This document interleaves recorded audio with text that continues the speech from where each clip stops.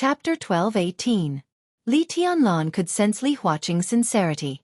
If what the military advisor said was true, then Li Huaqing's actions could indeed be said to be very generous. To rebuild the order of the special warfare system of Jianghu state and break the inherent concept, in a series of adjustments, Gu Xingyun would step down and Li Tianlan would step up quietly. In this case, Gu Xingyun could be regarded as losing all his face. But compared with Li Tianlan directly driving him out of the position of state-protecting war god, the ups and downs in this adjustment at least left the last trace of face for Gu Xingyun, and it could make him more reasonable to find a lot of excuses. Snow Dance, Nightmare, Kunlun, Tiandu, Umbra. If the 5 regiments were the core pillars of the special warfare system of Jianghu state, then Li Tianlan would undoubtedly have a great advantage when facing others. The Snow Dance Corps was originally his trusted team, and the Nightmare Corps was the main structure of Emperor Dong's palace. Of the 5 regiments, he could absolutely control 2. Gu Xingyun, Li Guangtu, and Jiang Shangyu each controlled 1. It seemed that the 3 of them together seemed to be more powerful than Li Tianlan, but it was just an appearance. Not to mention the size and equipment of the 5 legions, and the comparison of combat effectiveness between Li Tianlan and the 3 of them.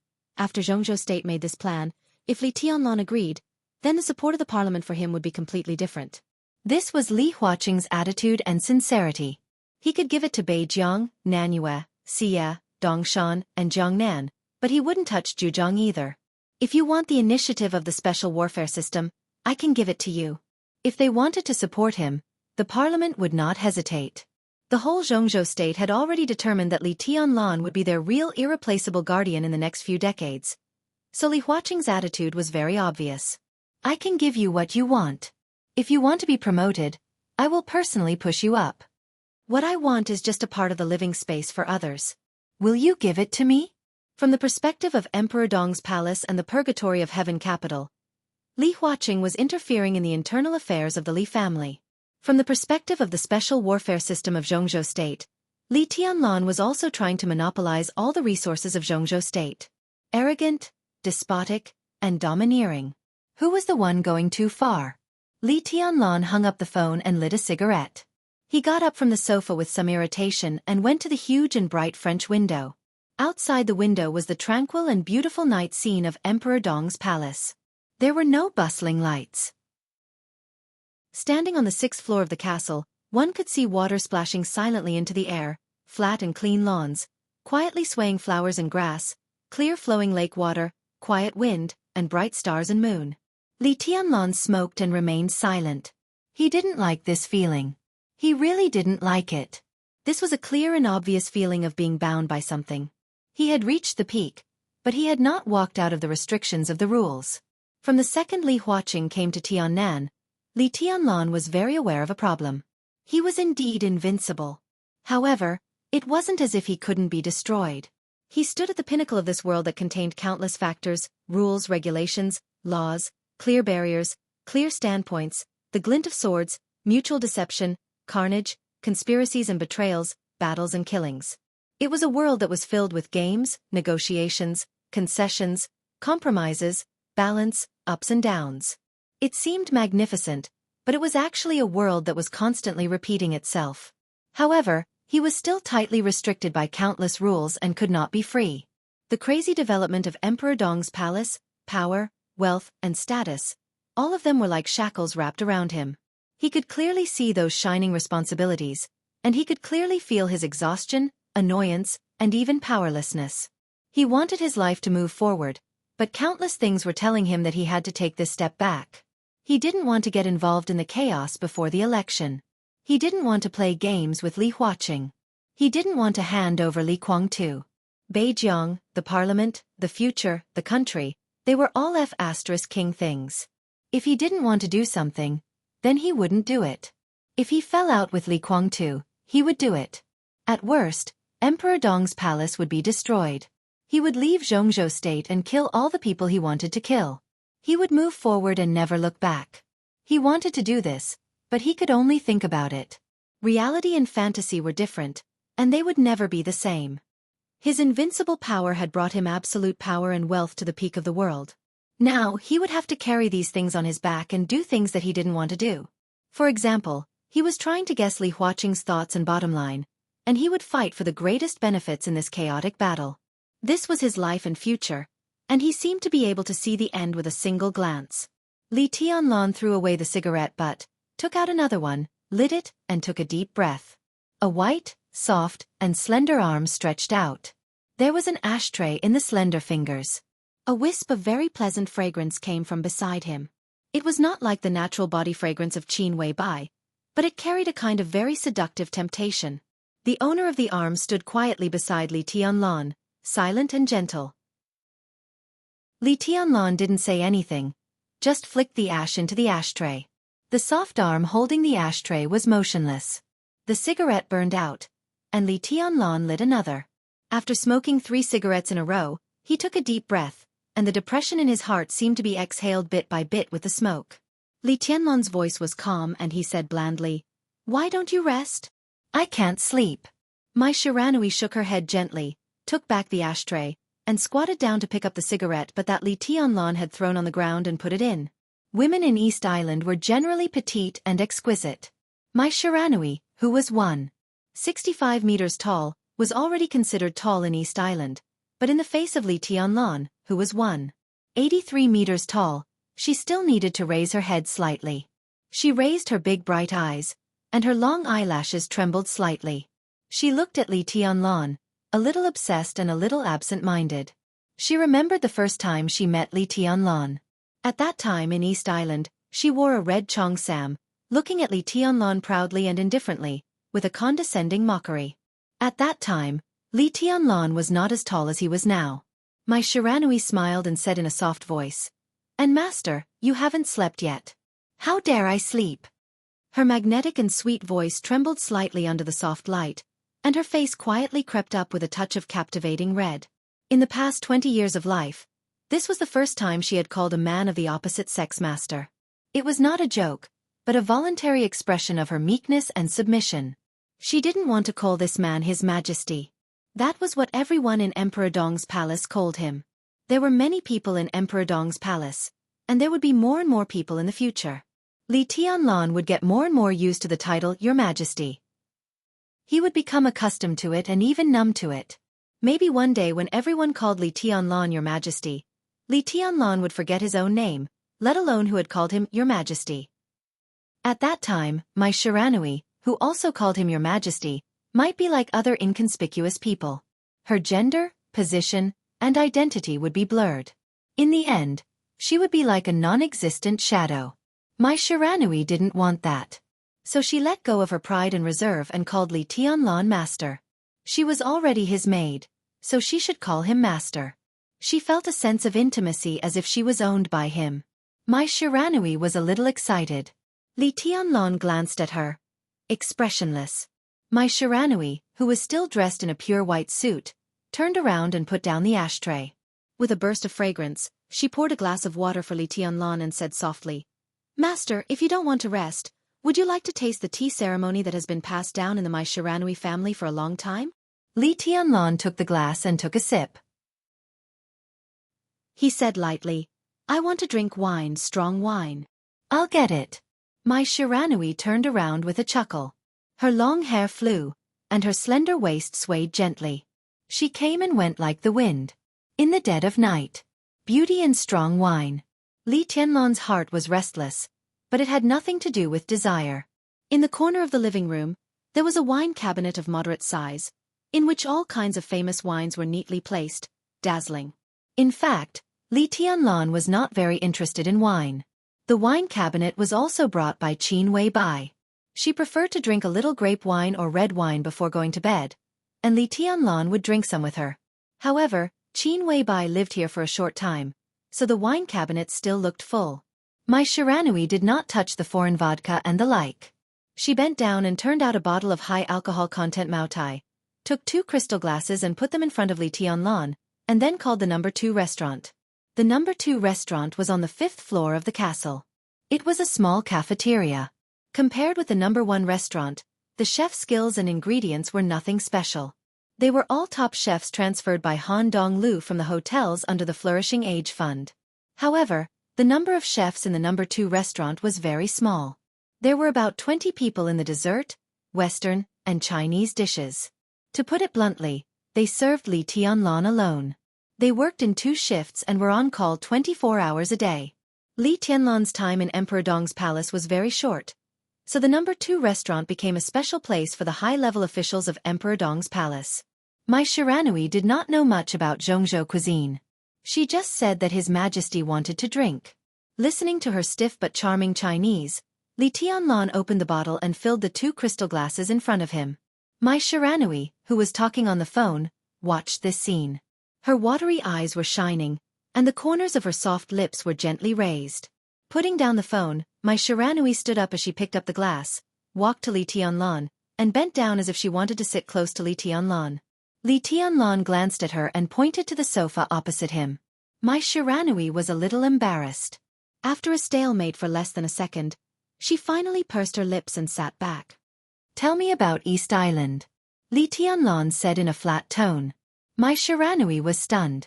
Holding the glass, she said slowly, "East Island is in chaos now. This was an inevitable phenomenon. With the destruction of Wuji Palace and Jifeng Sword Training School, the dark world of East Island without a martial arts grandmaster was completely leaderless. Under such circumstances, it was difficult for other forces in East Island to really understand the situation in the shortest time, so chaos naturally occurred. They wanted to rise, but they didn't have the strength. So it was foreseeable that such chaos would not end in a short time under normal circumstances. But East Island was not in a normal situation now. Emperor Dong's palace would inevitably intervene in everything in the dark world of East Island. The royals who had been in control of all this might object, but their objection was meaningless. Emperor Dong's palace was invincible. When the elites of Nightmare Troop wiped out the remaining forces of East Island, what could the royals use to oppose Li Tianlan? Did they have to send troops to suppress them on a large scale in their own country? Not to mention whether they could do this, even if they did, Emperor Dong's palace, which was backed by Zhongzhou state, was not something they could suppress at will. If they dared to move, the incident would undoubtedly escalate. Fight with Zhongzhou state. When these words were put together, no other country in the world had such confidence. When its special warfare system was completely destroyed and scattered, and the remaining stragglers didn't have the strength to protect their own territory, the strong intervention of external forces was unavoidable. Under such circumstances, the royals could at most give those stragglers some symbolic support. But when the external force that intervened was Emperor Dong's palace, the royals might not even have the courage to give their own people symbolic support. Some of the elites of Nightmare Troop were still in East Island, and they occupied Wangtian Pavilion, the former headquarters of Purgatory of Heaven Capital in Heaven Capital. There were not many of them, just 200 elites, and only 2 of them were in the thunder-shocking realm. This kind of lineup was nothing in the eyes of East Island, and there was more than one force that could completely suppress this lineup. But so far, no one dared to target these 200 elites. This showed their rationality to some extent. But at the same time, none of the forces had come into contact with this group of elites. This also showed how conflicted they were. But all of this was meaningless. Whether they were rational or conflicted, Emperor Dong's palace would march into East Island in an unstoppable manner. Those who obeyed it would prosper, and those who disobeyed it would die. The smartest way for East Island at present was to contact Emperor Dong's palace. It didn't matter if they didn't want to or not. But now that their special warfare system was about to be lost, they could only bow their heads, and to some extent, test the opportunity to cooperate with Emperor Dong's palace. The royals really want you to go to East Island, Master. I think they should have a lot of things to talk to you about, but I guess they don't dare to leave East Island and come here. Mai Shiranui winked charmingly. If there's a chance, I'll go there. Li Tianlan took a sip of wine and said casually, "How's the strength of Liuhua Regiment now?" Liuhua Regiment. A familiar and confused look flashed in Mai Shiranui's beautiful big eyes. She had never heard of Liuhua Regiment, but somehow she felt the name was familiar. After a full 10 seconds, she finally realized why this name was so familiar. Her master casually took her from East Island, and the goddess of the special warfare system of East Island became Dong Huang's personal maid. That was it? How could it be? Now it was just an understatement. Liuhua Palace, the force that used to be as famous as Jifeng Sword Training School and Wuji Palace, the force that once had a supreme ninja of the invincible realm, the force that even surrendered to the Purgatory of Heaven Capital, was still called Liuhua Palace. Between Li Tianlan's words, It had completely disappeared. From now on, there was no Liuhua Palace in East Island. The former ninja Holy Land was now the Liuhua Regiment. The Liuhua Regiment that belonged to Emperor Dong's palace. They were no longer a subsidiary force, but a part of Emperor Dong's palace. Mai Shiranui looked at Li Tianlan in a daze. The entire Liuhua Palace seemed to have been subdued by Li Tianlan's casual toast and careless words just now. This veteran force in East Island was simply drunk by Li Tianlan. It was more delicious than any dish that went with wine. At this moment, Li Tianlan was so calm, but also so domineering. Li Tianlan glanced at her. Mai Shiranui suddenly came to her senses. The strange thing was that she didn't feel any resistance in her heart. She was so calm as if she had already accepted this fact. She knew what this fact meant. Even when it became a subsidiary force of the Purgatory of Heaven capital, Liuhua Palace still had its own light, and the Purgatory of Heaven capital didn't intervene in the internal affairs of Liuhua Palace. In everyone's eyes, Liuhua Palace was still a local force of East Island, just serving the Purgatory of Heaven capital. For East Island, Liuhua Palace became the Liuhua Regiment, which was the most thorough betrayal. They directly changed from a local force to a plunderer of all kinds of resources in East Island. From now on, how would the special warfare system of East Island think of her? How would Liuhua Palace, no, the Liuhua Regiment, deal with themselves? Mai Shiranui was silent. She looked deeply into Li Tianlan's eyes. Master, let me be your woman, okay? Mai Shiranui suddenly spoke. Her words were inexplicable, and her voice even sounded a little pleading. There's no difference, Li Tianlan said blandly. He took off his shoes casually, stretched out his legs, and put them on Mai Shiranui's knees. Mai Shiranui subconsciously straightened her body and hugged Li Tianlan's calf, letting Li Tianlan's feet touch her proud and tender breasts through her white blouse. She leaned forward and gently massaged his calf and feet. Li Tianlan moved his feet comfortably and said blandly, "You and the Liuhua Regiment both belong to me. This has nothing to do with whether we have sex or not. You don't have to worry about how the Liuhua Regiment and you will live in East Island in the future. Do you feel ashamed to face East Island? In fact, from the moment you surrendered to Emperor Dong's palace, you already had no choice. Emperor Dong's palace welcomes the Liuhua Regiment to join us, but you have to be sure of your position. How will the Liuhua Regiment face East Island? You don't have to face it. In the future, the Liuhua Regiment will develop in East Island as a ruler. When everyone has to bow down to you, how can you face it? For them, it makes no difference whether you are my maid or my woman. No matter which identity you have, you will be above them. If they don't recognize the truth, I don't mind washing them with blood again."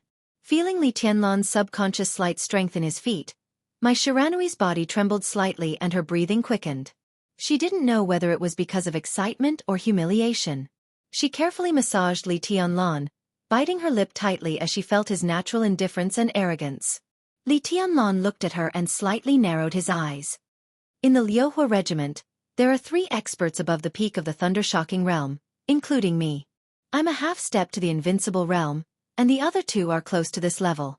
There are 3 experts of the thunder-shocking realm and 190 experts of the fire-flaming realm. This is the main framework of the Liuhua Regiment now. When the Purgatory of Heaven capital was in East Island, the Liuhua Regiment basically didn't have any combat missions, both internal and external. At that time, Li Guangtu only asked us for one thing, and that was intelligence. The Liuhua Regiment has a deep foundation in East Island, and we have an innate intelligence advantage. So now, the Liuhua Regiment can be said to be the #1 intelligence organization in East Island. Almost all the sensitive events in East Island can't be hidden from our intelligence center. Mai Shiranui whispered. With your intelligence advantage, can you find a way to quickly rule the dark world of East Island? Li Tianlan glanced at her. Theoretically, yes. Mai Shiranui nodded gently. Her slender and cool fingers slid across Li Tianlan's calf, bringing a tingling sensation. Li Tianlan understood what the so-called theoretically meant. He nodded and said, "I will go to East Island, but only after you have initially established the authority of the Liuhua Regiment. Emperor Dong's palace can give you support. You can choose a high-level official from Emperor Dong's palace and let him take some elites to East Island with you. He will serve as the deputy commander of the Liuhua Regiment." Mai Shiranui bit her lip, and there was some hidden bitterness in her eyes. Say what you want to say. Li Tianlan said calmly. Master, I have some understanding of some things in Jianghu state. My Shiranui said with a smile. For example? Li Tianlan raised his eyebrows. For example, the more than 30 provincial speakers of Jianghu state. My Shiranui smiled elegantly and charmingly. I found that among the more than 30 speakers, some of them have very strange names. The corner of Li Tianlan's mouth twitched, and he seemed a little embarrassed. He understood what my Shiranui wanted to say. In some places, the names of the speaker and the governor are very strange.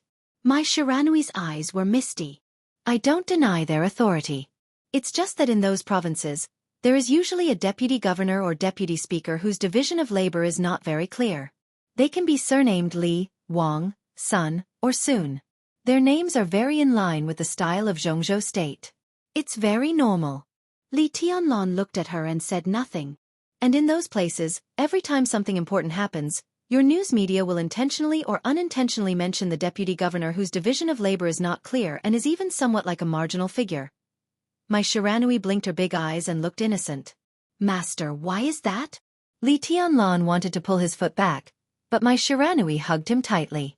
My Shiranui, who seemed to have completely adapted to the identity of a maid, was constantly stripping away the estrangement and distance between her and Li Tianlan.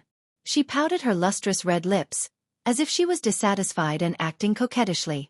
She was about to cry. Master doesn't trust me. You think too much. Li Tianlan shook his head. And it's also wrong. It has nothing to do with trust. You can choose any deputy commander of the Liuhua regiment. He will go with you to East Island, but he will only be a nominal member of the Liuhua regiment. He will not interfere in specific affairs, but will establish a new regiment that belongs to Emperor Dong's palace. He will be a nominal member of the Liuhua regiment, and then it will be easier for you to get in touch. Isn't that distrust? My Shiranui's eyes were still resentful. Of course not. Li Tianlan shook his head. He wanted to say something else, but he suddenly froze.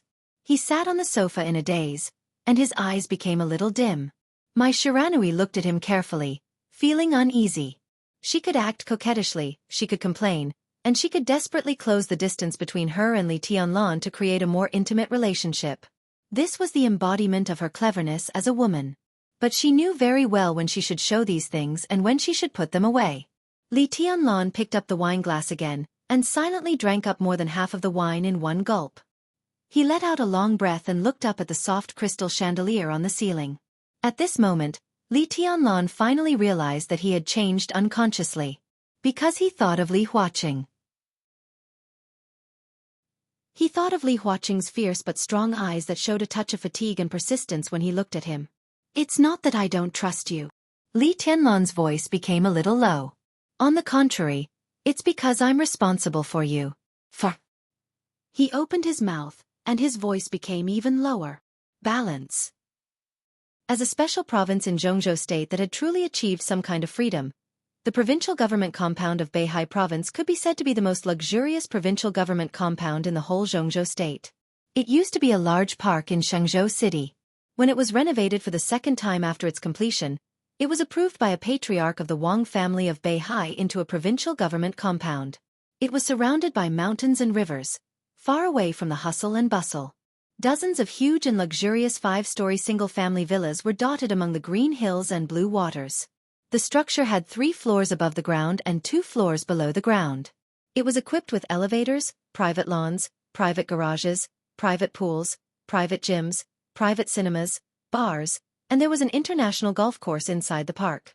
It could be said to be the real holy land of celebrities in the whole of Beihai. Luxury cars came and went all day and night. It was said that the third phase expansion plan of the provincial government compound had been approved. From the southern part of the provincial government compound, they could even get a small piece of sea area that belonged to the provincial government compound. At that time, a yacht club would be built here to provide entertainment for the speaker and directors. In the past hundreds of years, Beihai had been so ostentatious in various fields. This province was unimaginably comfortable and luxurious compared to other regions of the same level.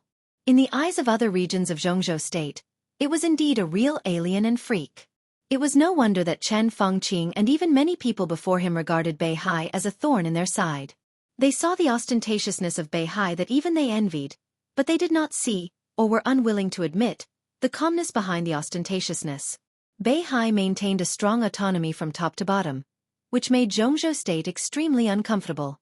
Most of the laws of Jianghu state applied here, but there were also some laws and rules made by Beihai itself. There was only one dominator in Beihai, and that was Mount Dibing. Hundreds of years of iron-like facts had proved one thing countless times. If Mount Dibing was stable, the whole of Beihai would be stable. From the speaker, the governor, the commander of the Beihai Corps, to the deputy speaker, deputy governor, the speaker and mayor of each city, the middle and high officials of each key department, and the grassroots, Jianghu state had the right to make suggestions. But Mount Dibing had the right to appoint all these people. All this seemed completely incredible today, but it also explained the glory of the Wang family of Beihai from another perspective. Beihai province's high-tech cultivation that had lasted for hundreds of years had made countless people jealous. It had also kept Beihai the core attraction for a large number of smart and capable young people in Jianghu state. Except for the top management, few people in Beihai were transferred to other places. But occasionally, some young and strong people from Jianghu state would be transferred to Beihai. Almost every transfer of a position would cause a lot of trouble. Everyone desperately wanted to work in Beihai, and a considerable part of the reason was the incredible welfare system here. Was there a speaker in Jianghu state with a personal net worth of billions who seemed to be above board and not afraid of being investigated? Yes, in Beihai. Was there a governor in Jianghu state with a personal net worth of billions who was also not afraid of investigation? Yes, also in Beihai. Was there a general in Jianghu state with a personal net worth of billions who was not afraid of investigation? Or in Beihai?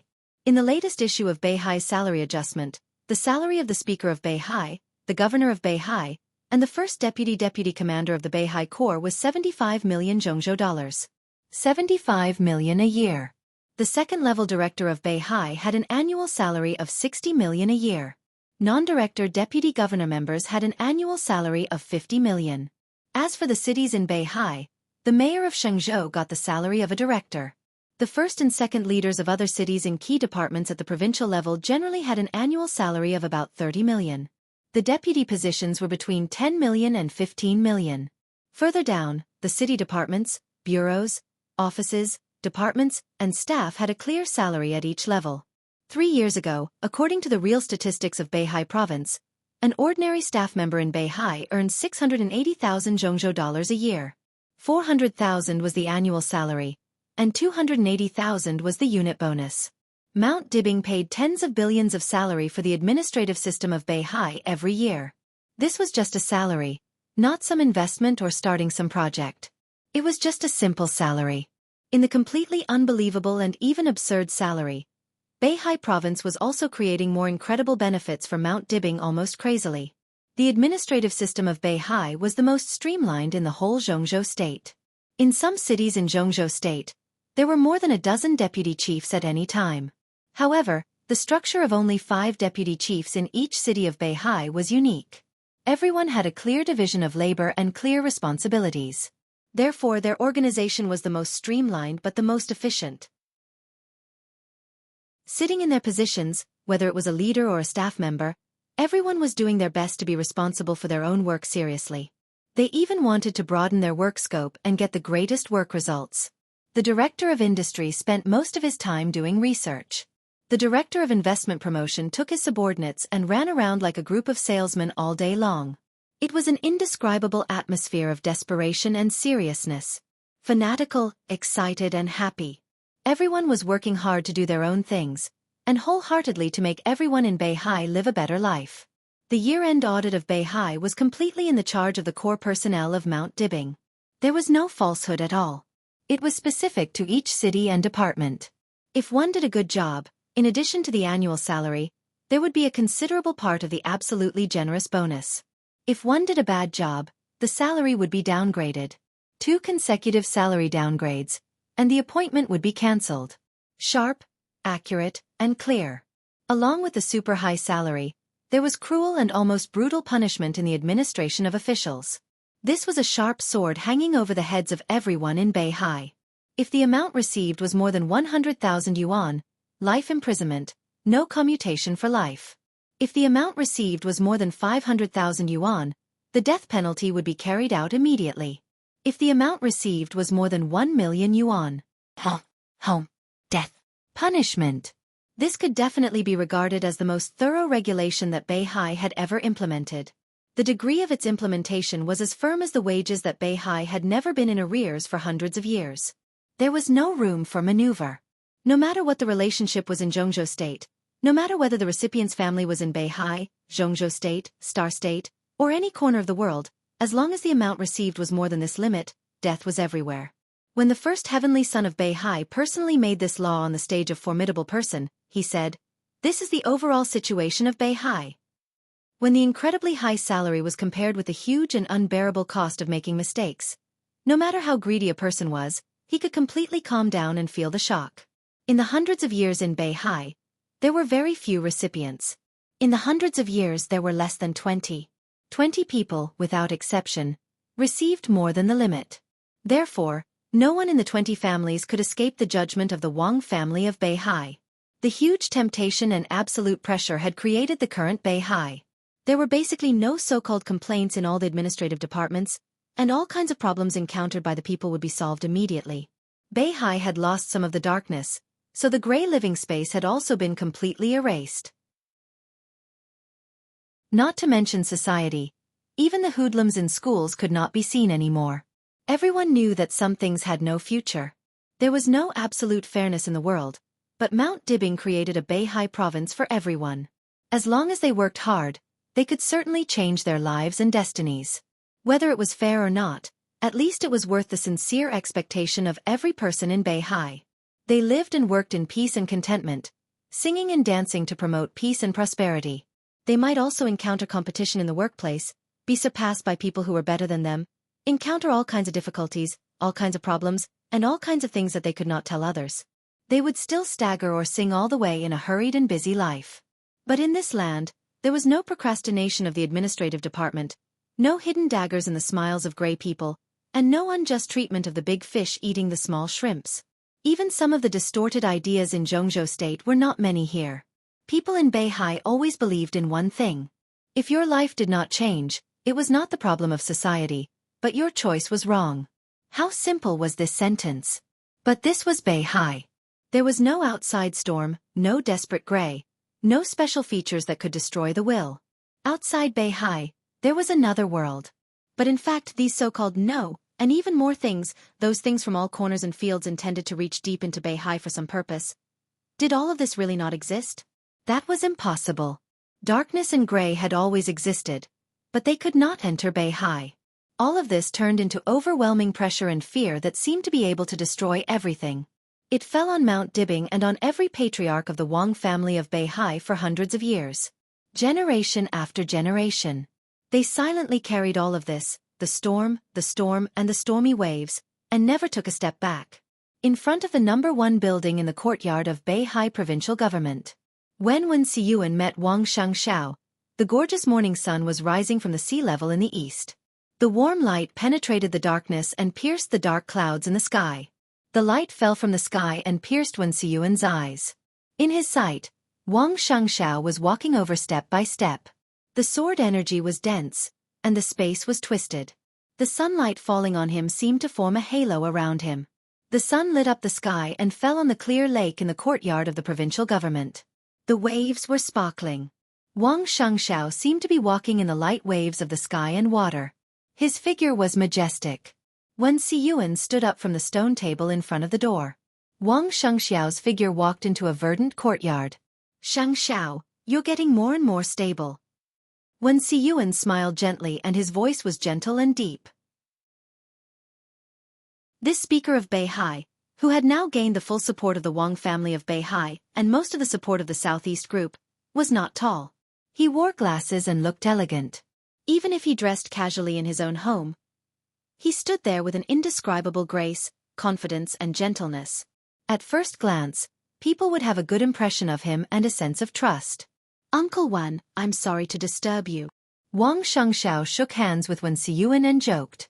"Other people outside make me busy every day. Now you come to my home and make me busy every day. You're not kind." Wen Siyuan chuckled and waved his hand. Let's go inside. Forget it. Let's sit outside. Wang Xianxia shook his head. He knew Wen Siyuan's habits. This man started in Yuzhou, walked out of the Ministry of Supervision, entered the cabinet, went to Huiting, and finally came to Beihai from Wuxia. He served as the deputy speaker of Shenzhou, the mayor, the speaker, and also the deputy speaker of Beihai. From the governor's position to the leader of the Southeast Group, he liked to sit outside the yard in the morning. His biological clock was very regular. He usually got up at 5:30 a.m. For 2 hours after getting up, he never dealt with official business. Instead, he sat in the yard in front of the door in a daze, listened to music, and completely let himself go, regardless of the weather. He started eating breakfast at 7:30 a.m., got ready to go to work at 8 o'clock a.m., came back at 6 o'clock p.m., ate, watched the news, and chatted with his family. If there were no accidents, he would go to bed on time at 10 o'clock p.m. The whole of Beihai developed quietly in this routine day after day. It was stable and magnificent. Now when Siyuan invited him into the house, which was undoubtedly to accommodate him, Wang Xianxiao casually sat on the cold stone bench in winter, handed Wen Siyuan a cigarette, and said softly, I didn't plan to visit you at this time, but there were a lot of things last night, so I had to disturb your relaxing time. I already know what's going on. Wen Siyuan nodded and looked at Wang Xianxiao with appreciation in his eyes. The second place on the divine list. Not bad. You are still young. In another 10 years, it is hard to say who will be the first. Tianzong was not as good as you when he was young. At that time, Li Guangtu showed off his ability, just like Li Tianlan now. He suppressed Tianzong. But what happened later? It was Tianzong who topped the divine list and even entered the heavenly sun realm. The future is so long. Who can say for sure? Wang Xianxiao smiled bitterly. Looking at the rising sun, he laughed at himself and said, the second place on the divine list, can be said to be the real shadow of my father. Without Wang Tianzong's supreme sword energy, Wang Xianxiao now had the strength of a half-step invincible realm, and there was still a long way to go before he reached the invincible realm. The second place on the divine list? He couldn't even get to the bottom of the divine list. Still the same sentence. Wen Siyuan's voice was calm. The future is so long. Who can say for sure? Wang Xianxiao nodded and said, This is not the most important thing. I didn't come here to seek comfort because I lost my life in Mount Dibbing. Wen Siyuan's eyes flashed. The new ranking of the divine list had become an established fact and could not be changed. In fact, Beihai had known this result for a long time. The glorious list that shone in the dark world now was signed by Wang Xianxiao, who represented the recognition of the Wang family of Beihai. Wen Siyuan said that he already knew what happened last night. Obviously, although the fact that the new ranking of the divine list could not be changed was shocking, it was not enough for people who knew Wen Siyuan to break his routine. Compared with the dark world that was still sensational, the whole Jianghu state had been completely attracted by the fact that Li Huaqing suddenly came to Emperor Dong's palace. What do you want to do? Wen Siyuan looked at Wang Xianxiao and asked with a chuckle. Before we do anything, we have to know what Li Huaqing means. Wang Xianxiao took a drag on his cigarette and frowned slightly. It should not be difficult to guess what he means. Wen Siyuan shook his head. This was the most sober and calmest time of the day, so what he said seemed to have an unquestionable power. Li Huaqing can't let Li Tianlan leave Jianghu state. He went to Shenyuan city, which is a guarantee. As long as he is still in Emperor Dong's palace, no matter how fierce the fight outside is, Li Tianlan will not really turn against him. It doesn't matter if it is a fight, a tit-for-tat, or even a life-and-death fight. For Li Tianlan, no matter whether he dares to do it or not, it is a fact. Li Huaqing in Emperor Dong's palace is equivalent to putting his life in Li Tianlan's hands. This sense of security will not even let Li Tianlan have the idea of turning against him completely. Now the idea of both sides is very simple. They each have a trump card and there is room for negotiation, but no one is convinced by the other. Li Huaqing wants to control Li Tianlan and let Emperor Dong's palace better serve Jianghu state. Li Tianlan is dissatisfied with Li Huaqing because of the Li family. Li Guangtu? This is actually just a cover. Of course, this cover is indispensable. But the core problem is still Li Huaqing and Li Tianlan. They can negotiate, but they don't want to. Both sides are afraid of making a bad start and giving in without a bottom line in the future. So they can only fight. Today I will take you down. Next year you will take me down. Fight. When you are tired of fighting, sit down and talk. Anyway, Li Huaqing is in Emperor Dong's palace, so it is very convenient for both sides to communicate. They can talk at any time. If they can't reach an agreement, they can continue to fight. Both sides are now showing off their strength, so that they can put forward better conditions in the final negotiation. Now the whole world knows Li Tianlan's trump card, so it is too easy to guess. Both Emperor Dong's palace and Li Tianlan have the right to negotiate, so his trump card is a life and death struggle. Once he leaves Jianghu state, all the people who have offended him in Jianghu state have to be cautious like frightened birds, guarding against his possible assassination and beheading at any time. This is Li Tianlan's personal power. Under the counterattack of Jianghu state, Emperor Dong's palace is destroyed. Apart from other things, the flourishing age fund alone is enough to cause a shock to the global financial order. The financial storm is very likely to evolve into a worldwide financial crisis. Many domestic fields will also be shaken at the same time, causing a huge social impact and immeasurable losses. At that time, if that really happens, the huge impact is estimated to be enough to make any prime minister step down directly. And the destruction of Emperor Dong's palace also means that Jianghu state will lose the elite forces of Emperor Dong's palace, Sai City, half of Mount Shu, and even half of Jade Pool. Dongqing Wudi of the giant group won't let it go. The consequences will be even more unbearable. Li Huaqing, who caused all this, will be the one who caused all this. Li Huaqing, who caused all this, even the entire academics, can't bear the consequences. Li Tianlan has now grown to the extent that he is able to drag Jianghu state into trouble. If not, why does Li Huaqing have to be so careful? But if he wants to do this, the price is not what Li Tianlan can bear. When all this happens, Emperor Dong's palace must have been destroyed. The whole Jianghu state regards him as a mortal enemy. So what if Li Tianlan is invincible in the world? When Jianghu state wants to kill a person with all its strength, even if it is not his opponent, there are still a lot of other ways. In that case, Jianghu state will be very uncomfortable, and so will Li Tianlan. Wen Siyuan's voice paused, and then he continued.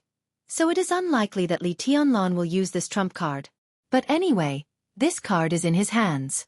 Since he appeared in the sight of Jianghu state, the outside world has been comparing you with Li Tianlan and Gu Hanzhan.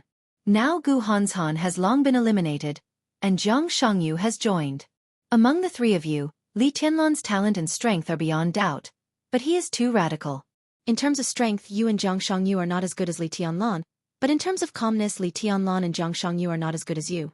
In terms of forbearance, you and Li Tianlan are not as good as Jiang Shangyu. If the situation happened to you and Jiang Shangyu today, Jianghu state wouldn't be too worried, because the possibility of you compromising is very high. As for Li Tianlan, of course, it's also possible for him to compromise, but the possibility of him directly falling out with you is also very high if he doesn't compromise. His character makes many people worry and even fear him. If Li Tianlan plays this trump card in extreme anger, I'm not surprised at all. At that time, the new group and the academics will die together, and Jianghu state will be in deep trouble. Wang Shengxiao shrugged. That's why Li Huaqing will rush over. As long as he is there, the possibility of this happening is very low. Wen Siyuan said faintly, the most important thing is that Li Huaqing definitely has a trump card in his hand, and it is a decisive one. After analyzing the current situation, he thinks that as long as he plays this card at the right time, Li Tianlan will definitely compromise, and there will be no second choice. What will it be? Wang Shengxiao's eyes flickered a little. Countless people were analyzing Li Tianlan's character, but no matter how they analyzed it, one thing was certain. Li Tianlan was completely amenable to coaxing but not coercion. It was difficult for the so-called threats and oppression to make him compromise. Maybe at that time, he would rather die in glory than live in disgrace. He shook his head slightly and said softly, anyway, it is unlikely to be a threat or anything. Then it can only be interests. Wen Siyuan said lightly, what interests can move Li Tianlan the most thoroughly?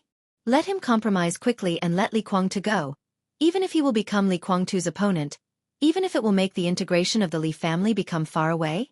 How great is such a benefit that Li Huaqing is so sure that Li Tianlan will compromise? Wang Xianxia was silent. His thoughts were a bit chaotic, but he knew what Wen Siyuan meant. Even though he didn't know what Li Huaqing's trump card was, from these few words, he could understand that this trump card represented unimaginable benefits. It was almost unprecedented, and could even be said to be unprecedented in history. But what could it be? It can't be that Li Huaqing intends to have Qin Weibai kidnapped to threaten Li Tianlan, right? Wang Shengxiao made a joke. Wen Siyuan was stunned and actually began to think about this possibility. Is Qin Weibai still in Jianghu state? Wang Shengxiao was also stunned and said helplessly, Uncle Wen, I'm just kidding. How is this possible? Why not? Wen Siyuan looked at Wang Shengxiao deeply, his eyes flickering. If he does this, he will completely become a sworn enemy of Li Tianlan. Even if Li Tianlan will compromise, will Li Huaqing really dare to let Qin Weibai go back in the situation of a dead end? He can only bite the bullet and control her. What is this? Keep her captive? Let her meet Li Tianlan once a year. Let Li Tianlan become a slave and fighter of Jianghu state? Wang Shengxiao's voice was a little cold. Wen Siyuan looked at him quietly. So you think that even so, Li Tianlan will not compromise? If that's the case, then there's no possibility of compromise. Wang Shengxiao's voice suddenly became incomparably calm. In some ways I am the same as him. Putting myself in his shoes, if Li Huaqing touches Xianxia, I will not compromise. Instead, I will try my best to retaliate at all costs. So if Li Huaqing really does something stupid, then Li Tianlan will definitely go directly to Yuzhou and massacre the academics. What else can Li Huaqing do unless he is crazy and completely disregards Jianghu state? Facing the crazy Li Tianlan, will he really dare to kill Qin Weibai? So it can only be interests.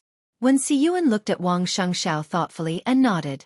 Wang Shengxiao did not speak. He frowned and was preoccupied.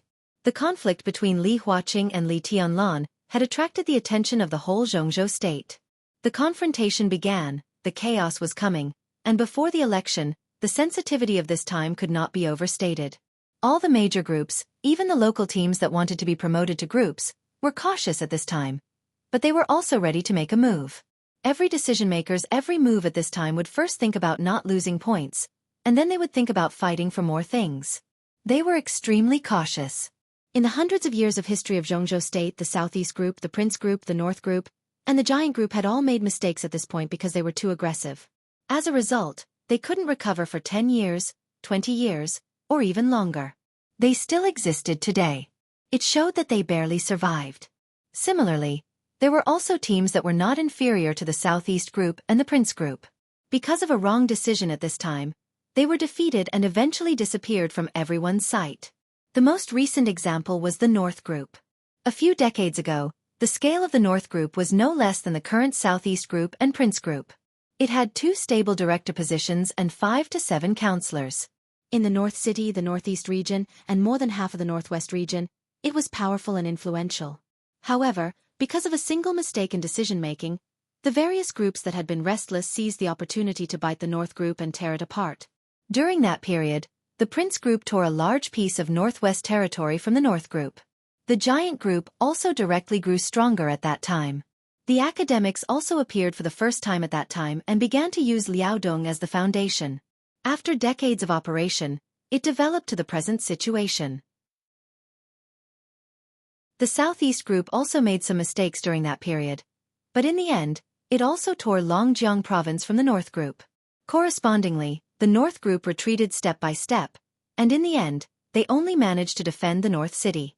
Compared to their previous grandeur, the North City's current structure of 1 director and 2 counselors was only slightly stronger than the precarious Special Warfare Group. The election was getting closer and closer. With the conflict between the new group and the academics, there would inevitably be more and more people who could not help but directly enter. Wang Shengxiao also wanted to take action, but he did not dare to act rashly, so he consulted Wen Siyuan. Wen Siyuan was the flag figure that the Southeast Group fully supported after the election. In the next 10 years, the layout of the Southeast Group would be constructed by Wen Siyuan and Yi Dongsheng as the directors, so his opinion was crucial. In fact, after talking with Wen Siyuan, Wang Shengxiao would immediately fly to Yuzhou to meet Yi Dongsheng, Ji Wenzhong, Wan Qingyun, and the counselors of the Southeast Group. He also wanted to bring Wen Siyuan's opinion to them. I think we'd better play it safe. Wen Siyuan hesitated for a long time before he slowly opened his mouth. Wang Shengxiao did not speak. The door of the villa opened, and a gentle young woman in her early 30s came over with 2 cups of tea. She smiled sweetly. Shengxiao, you're here. I've prepared breakfast. It's a new invention. Try it later. Wang Shengxiao smiled and called Sister Qing, nodded, and said yes. When Qing put the tea in front of the 2 of them, smiled, and turned to leave. She was Wen Siyuan's daughter and was now the deputy director of the finance department of Beihai University. She usually kept a low profile, while her husband was now one of the directors of Shenzhou City and a popular candidate for the mayor of Shenzhou City after the election. He had a good relationship with Wang Shengxiao and was destined to be Wang Shengxiao's right-hand man in the future, probably similar to the relationship between Wang Tianzong and Wen Siyuan. Wang Shengxiao picked up the teacup and took a sip of the hot tea, feeling a kind of warmth in the cold wind of winter in Beihai. Play it safe, he muttered to himself. Play it safe. Wen Siyuan nodded. Don't act rashly. I personally think that as the conflict between the academics and the new group intensifies, some of Li Huaqing's intentions will gradually be exposed. The current situation is a little dangerous. No one knows what kind of trump card Li Huaqing is hiding. We don't need to worry before we get the clues. Wen Siyuan lifted the lid of the teacup and tapped the rim with the lid. In the clear sound of the collision, he continued to say, of course, playing it safe doesn't mean that we don't move. Soon, there should be a clear signal between the academy and the new group. When everyone's attention is attracted, we should find a suitable opportunity to do something of our own. Wang Shengxiao's pupils suddenly contracted, and light gathered. When Siyuan looked into his eyes, moved the corner of his mouth, and said faintly, what do you think about Wu Yue's problem? Wang Shengxiao lowered his eyelids and said nothing. Wu Yue.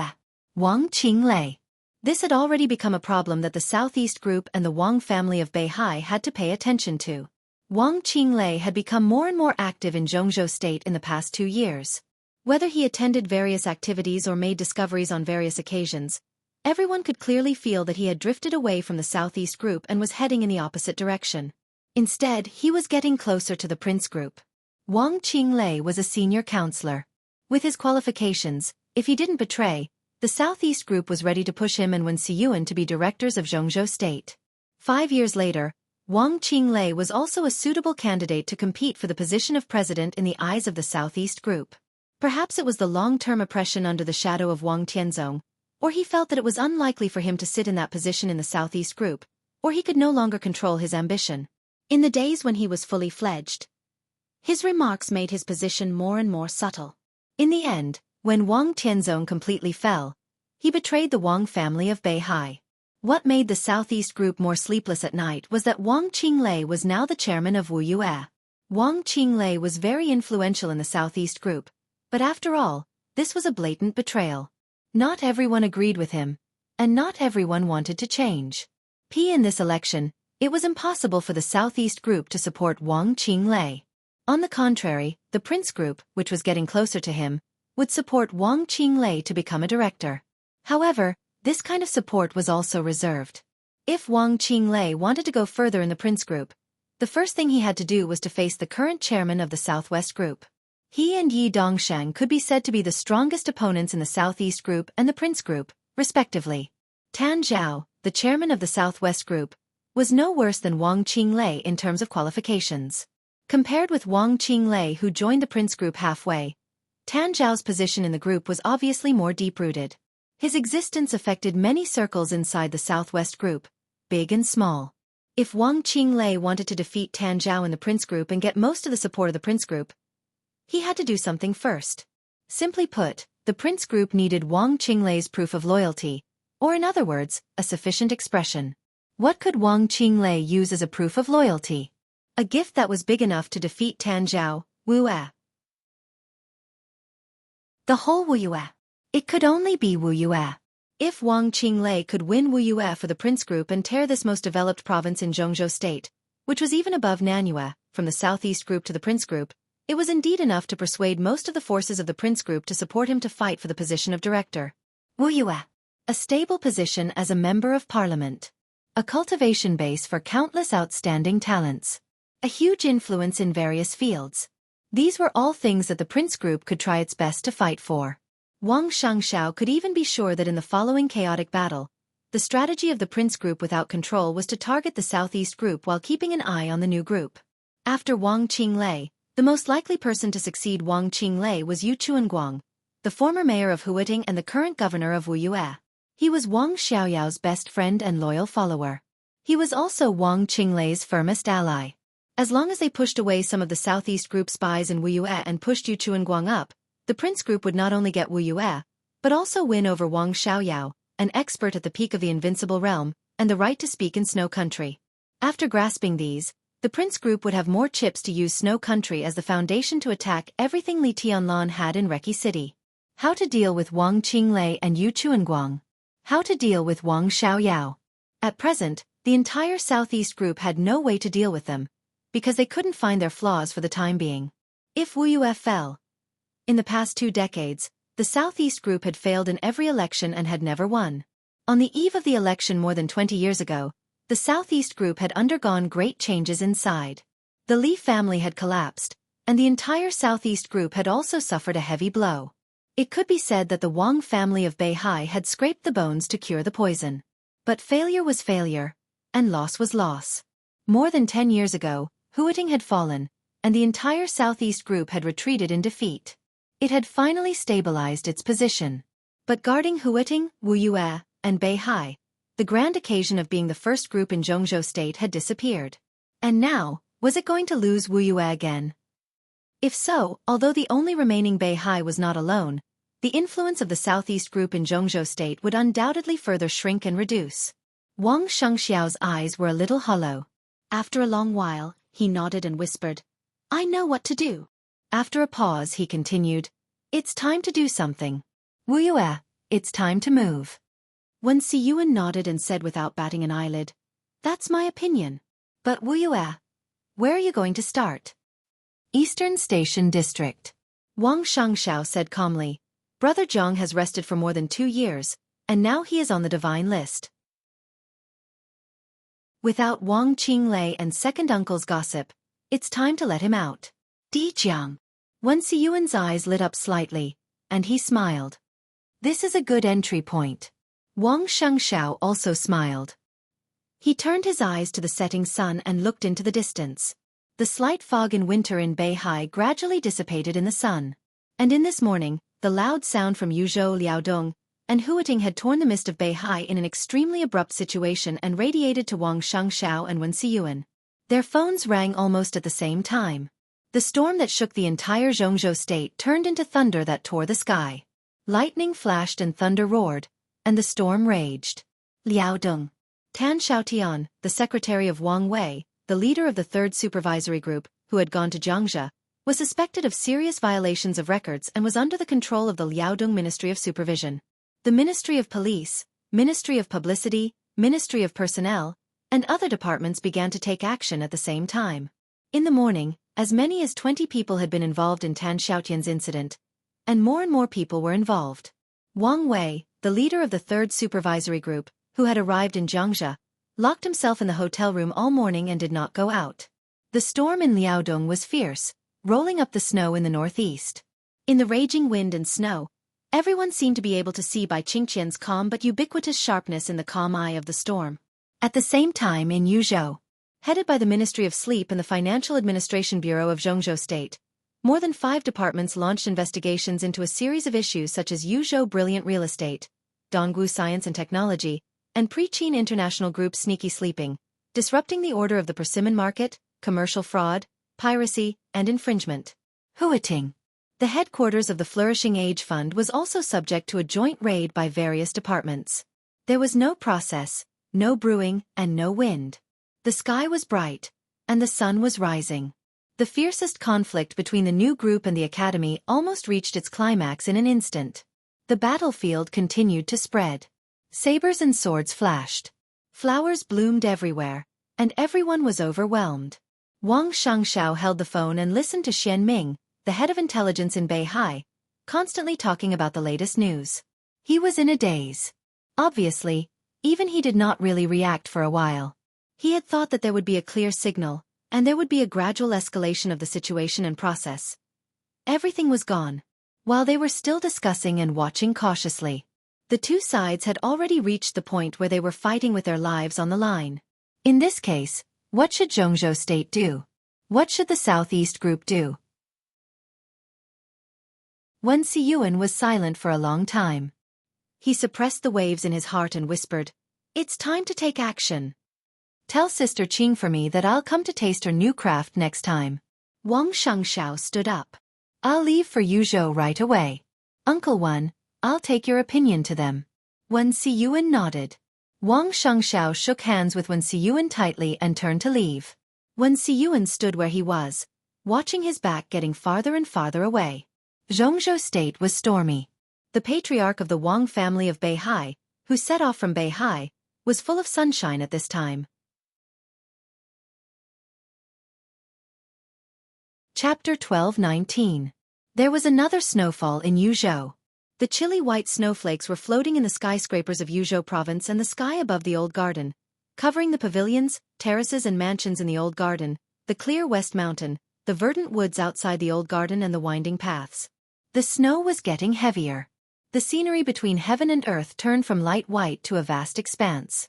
Distant mountains, forests, heaven and earth. Everything seemed to have solidified into an almost eternal picture. Only the falling snowflakes in the air were the only things moving in this beautiful picture. There was a breathtakingly beautiful woman in this breathtakingly beautiful picture. It was a color that was completely opposite to the surrounding snow. She wore a black slim-fitting coat, black silk trousers, and black high-heeled leather boots. Her black hair was like a black waterfall, occasionally dancing in the cold wind and flying snow. She stood in the best position in the old garden, looking at the vast west mountain in the distance, and under her feet was a blooming red plum blossom. This was a kind of impact that was enough to hit the depths of the soul. If there was a focus in this picture, it must be the black in this vast expanse of white. She stood there quietly with her hands in the pockets of her coat. She was graceful, but her entire person seemed to have a kind of aura. Unconsciously, it suppressed the winter plum blossoms beneath her feet, suppressed the white snow around her, suppressed the distant west mountain and forest. She was colder than the flying snow, more gorgeous than the winter plum blossom, and more piercing than the winter wind. It seemed that the beauty of the world was blooming on her. She was beautiful and flawless. Gu Xianyan looked at Sister Qin's slim back with infatuation, and her beautiful big eyes were full of amazement and envy. That figure stood there quietly, tall and straight, yet incomparably ethereal, like a peerless shadow that resided in the mortal world. It seemed that as long as it moved slightly, it would drift away with the wind and the flying snow into the untainted world. The old garden was located in a corner of the West Mountain Forest Park in Yuzhou. It did not cover an exaggerated area, and it was not famous in Yuzhou. It looked like a yuan lin with a variety of architectural styles. It was originally built in the name of a club, but in fact, it had never entertained guests.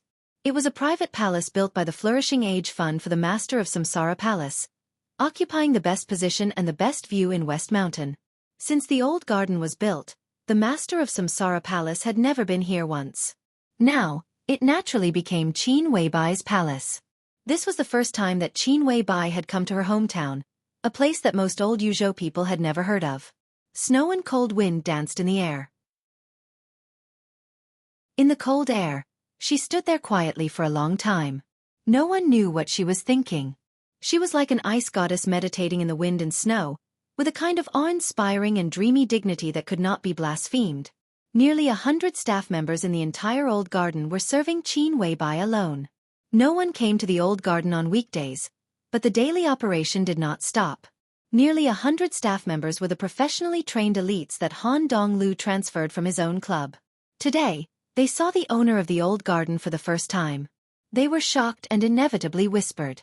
Of course, they did not dare to have any malice, but they could not avoid the curiosity in their hearts.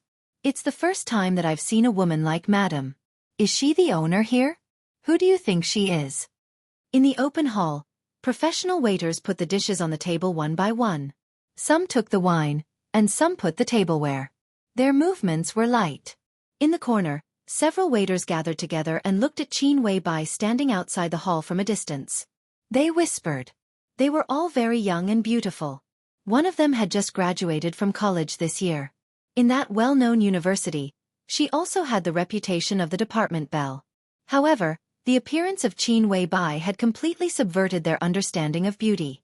The so-called beauty turned out to be not the kind of limit that beautiful appearance, clothes and cosmetics matched with a limit. The real beauty had no limit. It was the kind of unimaginable but real perfection. It was the kind of holy and untouchable that was close but far away. Who knows? Another waiter shook his head and whispered. She asked us to call her madam. This should be her husband's place, right? I've worked here for almost 2 years, and I haven't seen the owner yet. Such a woman should be owned by another man. As a woman, I feel a little heartbroken when I think about it. She has such a strong aura. Even if she is the president of a super multinational company or the speaker of a certain place, I will believe it. The speaker is unlikely. She is too young. But maybe she is the daughter-in-law of a member of parliament or a director. Such a woman, her life is not something we can imagine. Is that little girl Madam's daughter? When she grows up, she won't be much worse than her mother. Maybe Madam is waiting for her husband? Daughter? Are you kidding me? Madam is obviously very young. How can she have such an old daughter? Is it a sister? Young. I'm not sure about her age. Maybe 20. Maybe 30. But her skin is so good. Just like a little girl who has been carefully cared for. Madam just looked at me, and my scalp is still numb now. Little girl? You are so funny. The discussion continued in a trance and envy. It seemed that they all believed that Madam was waiting for her husband. In the hall, exquisite dishes were served one by one, looking and smelling good. The deep and melodious bell rang in the old garden, echoing in the snowy world. Qin Weibai raised her wrist and looked at her watch. Almost at the same time she lowered her head. A figure being led over outside the moon gate beside her also stopped. It was a woman who appeared outside the moon gate. Compared to Qin Weibai, who was 1.75 meters tall and was wearing high-heeled leather boots, she was very petite. She was wearing a dark windbreaker, a beige scarf, a black skirt, and a pair of marten shoes. It was a simple combination, but when she put it on, there was a sense that these clothes should belong to her and only her. There was a sense of harmony in them, as if they were made by nature. Her carefully groomed chestnut curls were scattered lazily. This was also a woman who was so beautiful that it was hard to tell her specific age. Maybe she was not as beautiful as Qin Weibai, but it was enough to make people toss and turn unforgettable. Mature, gentle, quiet, well-behaved, charming, and full of charm. She seemed to be in her 20s, in her 30s, or in her 40s. On different occasions, in front of different people, her every expression, every movement, every smile, every word, every different face, and every temperament that could be switched freely seemed to be able to satisfy all the beautiful fantasies of men about women. She might not have the strength to fight tit for tat with countless superiors in various fields without falling into a disadvantageous position. She did not have the temperament to be unmoved by the wind and rain. She did not have the treacherous and unpredictable tactics that were impossible to guard against. But when such a woman stood in front of him, she still gave people the feeling that she was unfathomable. She was a woman. But she was also like countless women. Charming, lazy and naive, noble and elegant, delicate and pitiful. There seemed to be countless faces under her beautiful face. She and Qin Weibai could be said to be the kind of people who made different choices. Qin Weibai chose to conquer the world by herself. She gave all her charm, enthusiasm, and charm to Li Tianlan without reservation. She even gave her country to Li Tianlan. She did not have the ability to conquer the world, but she used all her charm, enthusiasm, and charm to control the man who could conquer the world. Qin Weibai looked up and saw her. She also saw Qin Weibai at the same time. The somewhat petite but exceptionally exquisite delicate body stood there. For a moment, under the flying snow, all her hidden faces seemed to be frozen. She looked at Qin Weibai, and all her emotions seemed to turn into the deepest vigilance in the shortest time. Qin Weibai laughed. Her voice was clear, but it fell in the woman's ears like thunder. Mask, it's our first time meeting. I've heard a lot about you. After a pause, she continued. You know me, don't you? So there's no need for me to introduce myself. The masked lady's body tensed up. Her eyes were either misty or hazy, and the vigilance in them was almost tangible. She was like a cat protecting its own secret. Her hair stood up quietly, but she tried to maintain her shock. I've heard a lot about you. What's there to look up to about me? Did you ask me out? Yes. Qin Weibai's smile was impeccable.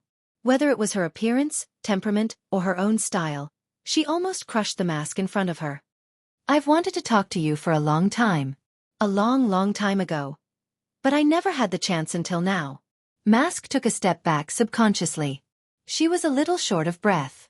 The last trace of calmness seemed to have become her shield, which she held tightly.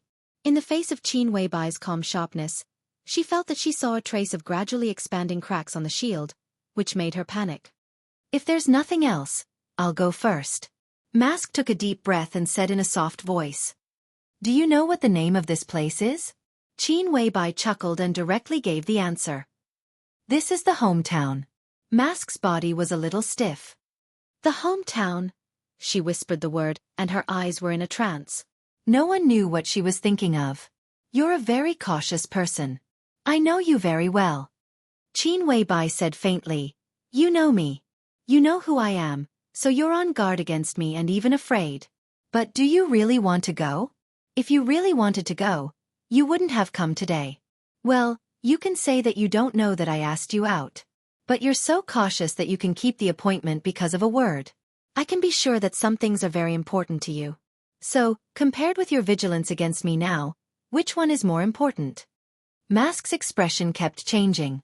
She was a little tangled and looked more delicate and pitiful, which made people want to hold her in their arms and comfort her.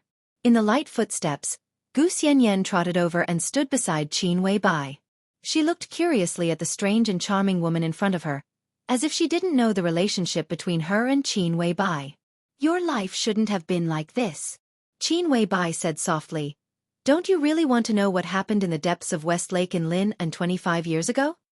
Like a peerless swordsman with outstanding beauty, Qin Weibai looked at the struggling eyes of Mask and thrust her sword straight to the vital part.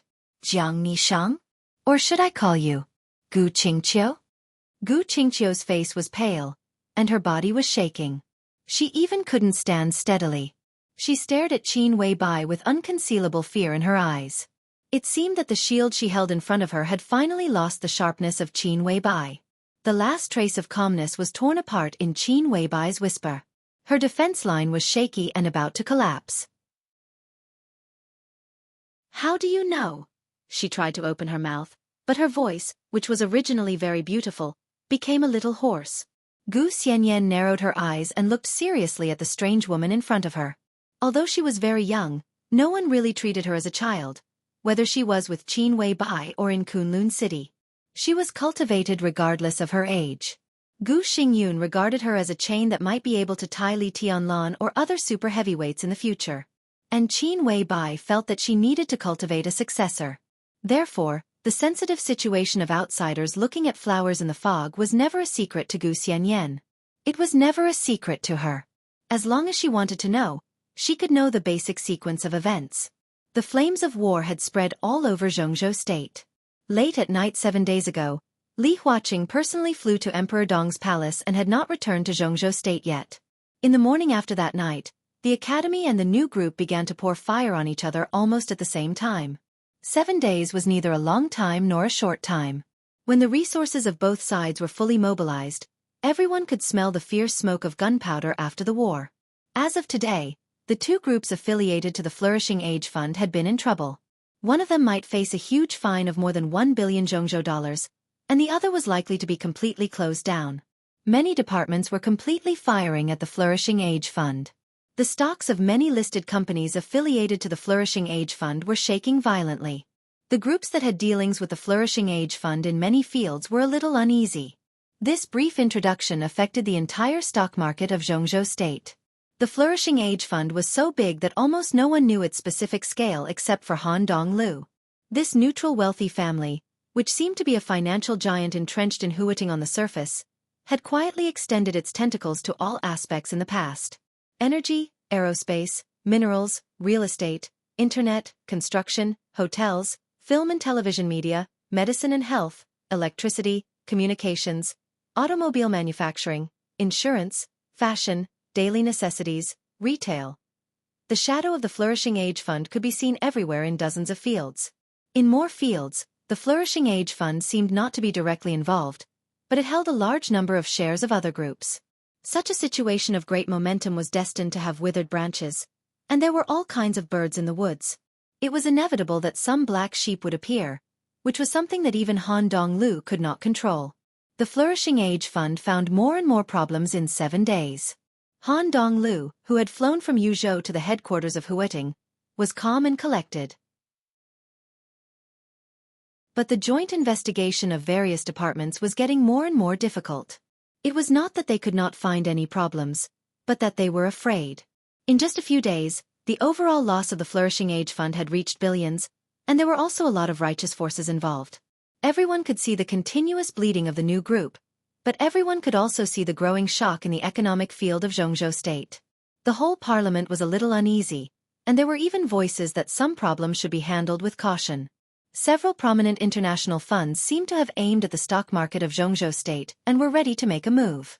Star State also seemed to have a plan to announce the appreciation of Star Dollar. Everyone was waiting for an opportunity, or a suitable node, and then they could give a fatal blow to the economy of Jianghu state. Everyone knew that it would be very convenient to start with the Flourishing Age Fund, and they could also find some problems.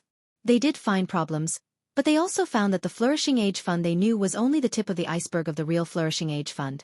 With the deepening of the investigation, the huge outline of the Flourishing Age Fund beyond the limits of everyone's imagination had faintly emerged. It was a huge and incredible monster. And this was just the industry of the Flourishing Age Fund in Jianghu state. What else did the Flourishing Age Fund have in the world? If the economy of the entire Flourishing Age Fund was combined, some people had estimated that it was even a behemoth close to the economy of the Wang family of Beihai.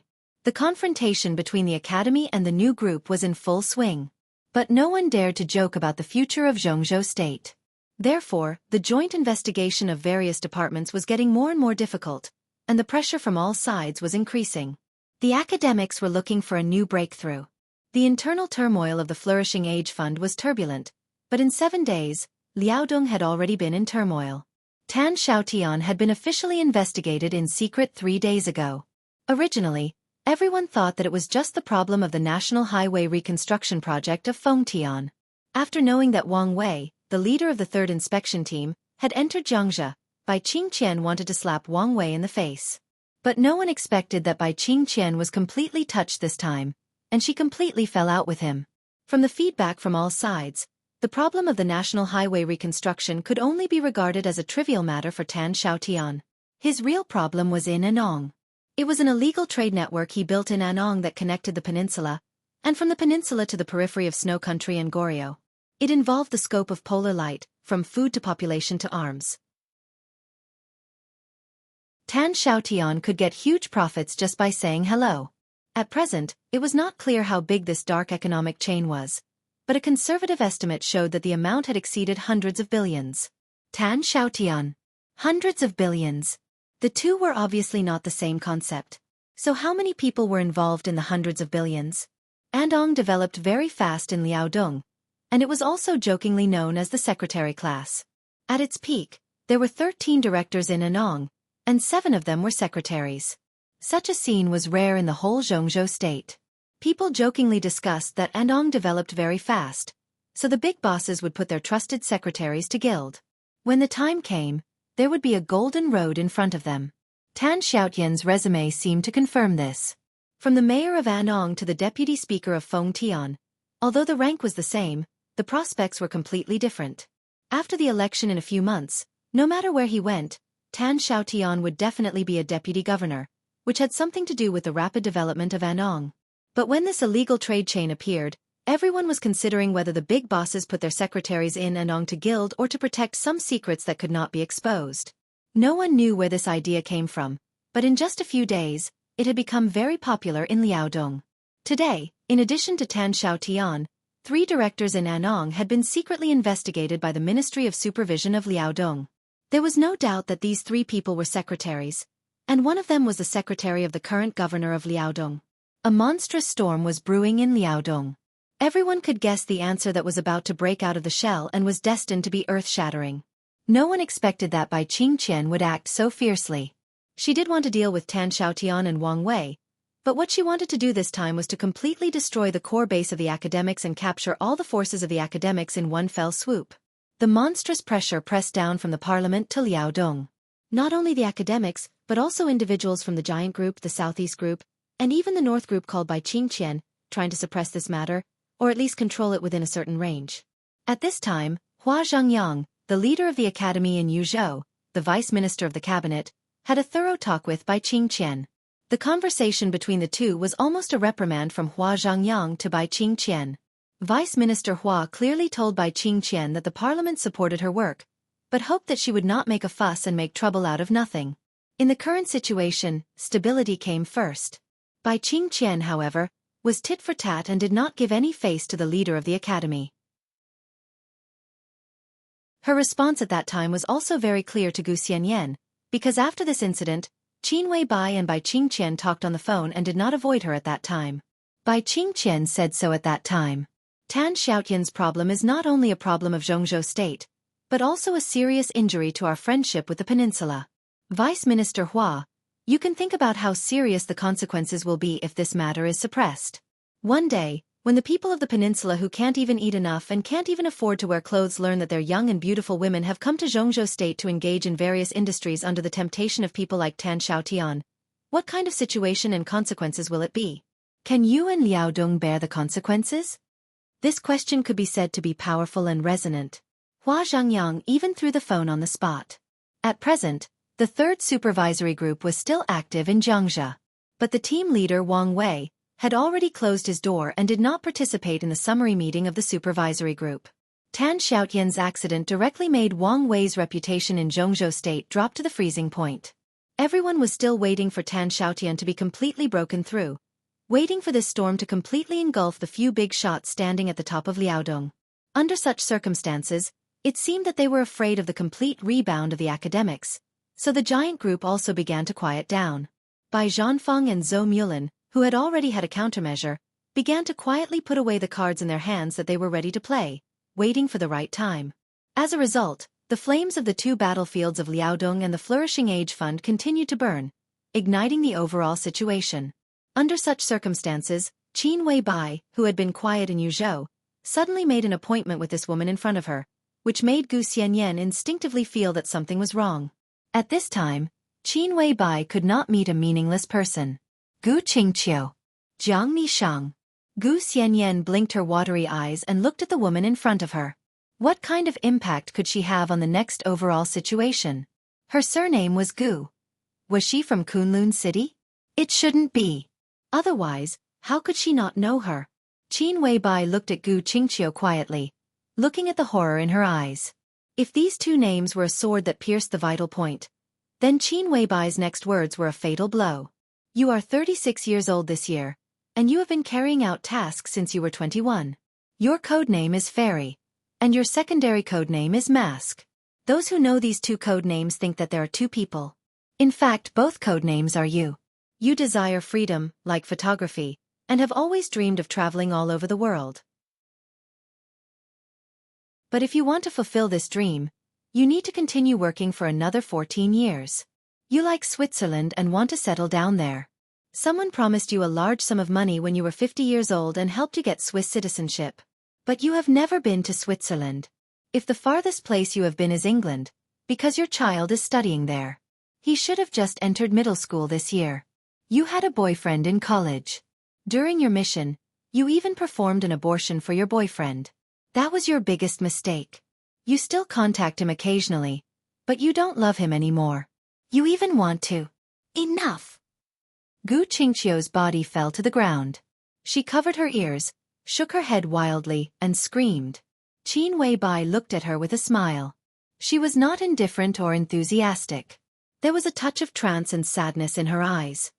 You are afraid, she whispered. What are you afraid of? Are you afraid that I will tell these things to your master? Or afraid that I will tell these things to your man? Gu Qingqiu raised her eyes and looked at Qin Weibai. Her eyes seemed to be looking at a devil in an angel's clothes. Why do you know these? Why do you know these? Impossible, Gu Qingqiu muttered to herself. She seemed to be on the verge of collapse. Qin Weibai did not speak. She turned and walked to the antique open hall. Gu Xianyan looked at Gu Qingqiu seriously. She hesitated and trotted to follow Qin Weibai, like a butterfly. Qin Weibai walked into the hall and took off her coat. The simple pure white sweater outlined her figure and looked more charming and soft. Gu Xianyan gently pulled her hand and whispered, "Sister, she is."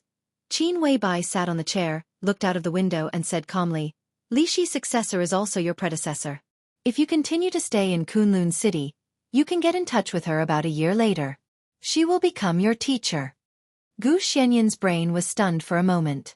She opened her small mouth wide and looked stunned. Her predecessor. Li Shi's successor. This identity could not be more obvious. Kunlun City. The previous generation of Phoenix Pavilion. Master. Gu Xianyan shook her head subconsciously, feeling a little confused. Gu Qingqiu. This was a figure hidden at the bottom of Kunlun City's secrets. Gu Xianyan was not surprised that there was such a figure in Kunlun City.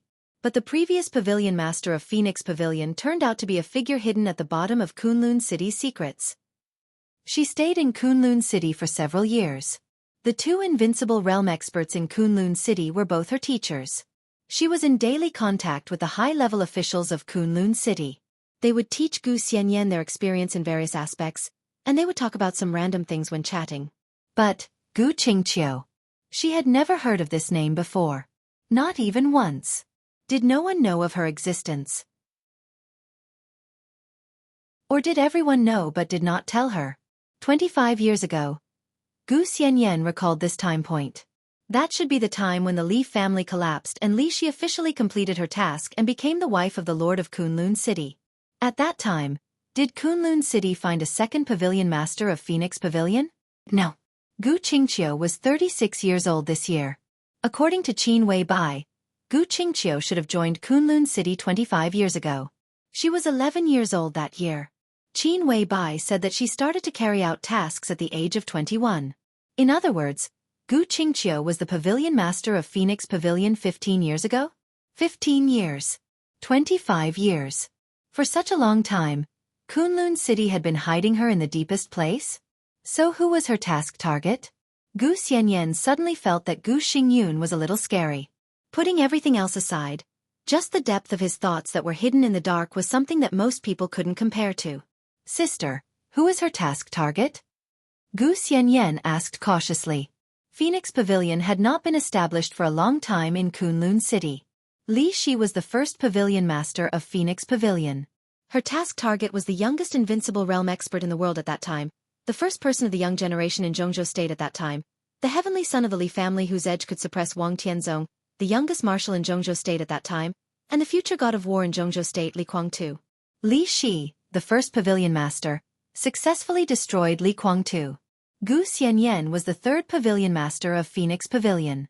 Kunlun City's target was even more terrifying. Li Tianlan. This was a pavilion master who took Li Tianlan as her task target. Was she arrogant and conceited? Did she have no F*king idea? Was she ignorant? It was really not. Kunlun City regarded her as the third pavilion master. It seemed to be just a simple identity, but in fact, for this identity, all departments of Phoenix Pavilion had made the most cautious and meticulous analysis, and there were millions of theoretical reports to support this conclusion. They made Gu Xianyan the third pavilion master, which meant that they firmly believed that Gu Xianyan was qualified to hunt Li Tianlan. That million-word theoretical report was the foundation that supported all of this. They would analyze Li Tianlan's character in terrifying detail, summarize his preferences, collect all kinds of details about him, all his hobbies, and then cultivate Gu Xianyan from various fields. This kind of targeting was undoubtedly the most terrifying and impeccable. The cultivated Gu Xianyan might not be the most perfect, but it was certain that, in the analysis of Kunlun City, such Gu Xianyan must be the most perfect in Li Tianlan's eyes. Of course, Gu Xianyan couldn't do this now. But there was no problem with everything. Li Tianlan was young enough, and Gu Xianyan was immature enough. She still had a lot of time to grow up and be cultivated. Kunlun City had enough strength to equip her from all aspects. In this process, how many resources to mobilize and how much money to spend were not the issues that Kunlun City considered at all. They could spend tens of billions just to cultivate a woman who could stay with Li Tianlan and make him love her so much. Then the tens of billions of funds were valuable, and it would definitely bring Kunlun City a return that far exceeded the cost. This was the idea that Kunlun City built Phoenix Pavilion. And this idea was indeed successful now. They cultivated Li Shi, successfully overthrew the Li family, and replaced it. Li Shi hunted Li Guangtu in the past. Gu Xianyan would hunt Li Tianlan in the future. This was Gu Xingyun's plan. There were always some people who said that smart people would not fall in the same place twice. In fact, history always repeated itself. Kunlun City was full of confidence. Because this was the core secret of their success. No one would doubt the way to make themselves successful, at least not before they failed. Therefore, the first and third Phoenix Pavilion Masters had absolutely powerful hunting targets. Then what about the second Phoenix Pavilion Master? This woman was so low-key that she seemed to not exist even in Kunlun City. She hid so deeply. This woman who had been on duty for 15 years and had successfully hunted for 15 years. Who was her target? Qin Weibai looked at the wine in front of her, then picked up the freshly squeezed orange juice on the side, poured herself a glass and whispered, "It's Xianxia Lai." Gu Xianyan didn't speak for a while. Maybe she didn't react, or maybe she couldn't believe it at all.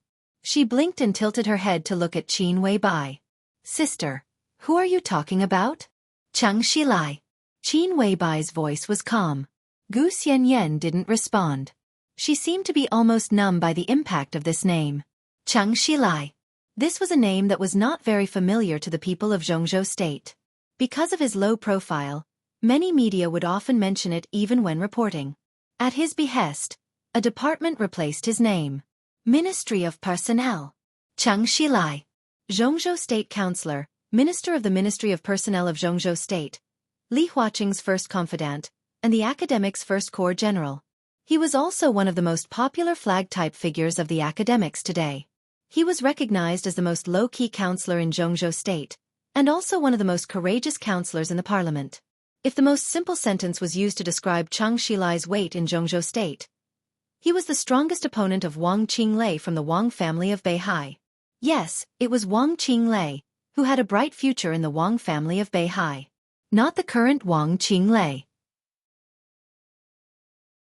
If it weren't for Li Huaqing's re-election in this election, Xianxia Lai would almost certainly be pushed into the director's seat by the academics without any accident. And even if Li Huaqing was re-elected, Xianxia Lai was still very likely to become one of the directors of Jianghu State after the election, one step ahead of Wang Qinglei. Even if he couldn't go further, he would continue to sit in the position of Minister of the Ministry of Personnel, with students all over Jianghu State and a more solid foundation. After 5 years, the possibility of him directly succeeding Li Huaqing would also greatly increase. There was no doubt. Xianxia Lai's existence was the academic's greatest hope in the post-Li Huaqing era. When Wang Qinglei's future was obscure, Xianxia Lai, who was getting more and more stable, was almost the heir in everyone's eyes. What did this mean? Xianxia Lai, the academics. Kunlun City. Phoenix Pavilion. This is terrible. Gu Xianyan muttered to herself, Gu Xingyun is terrible.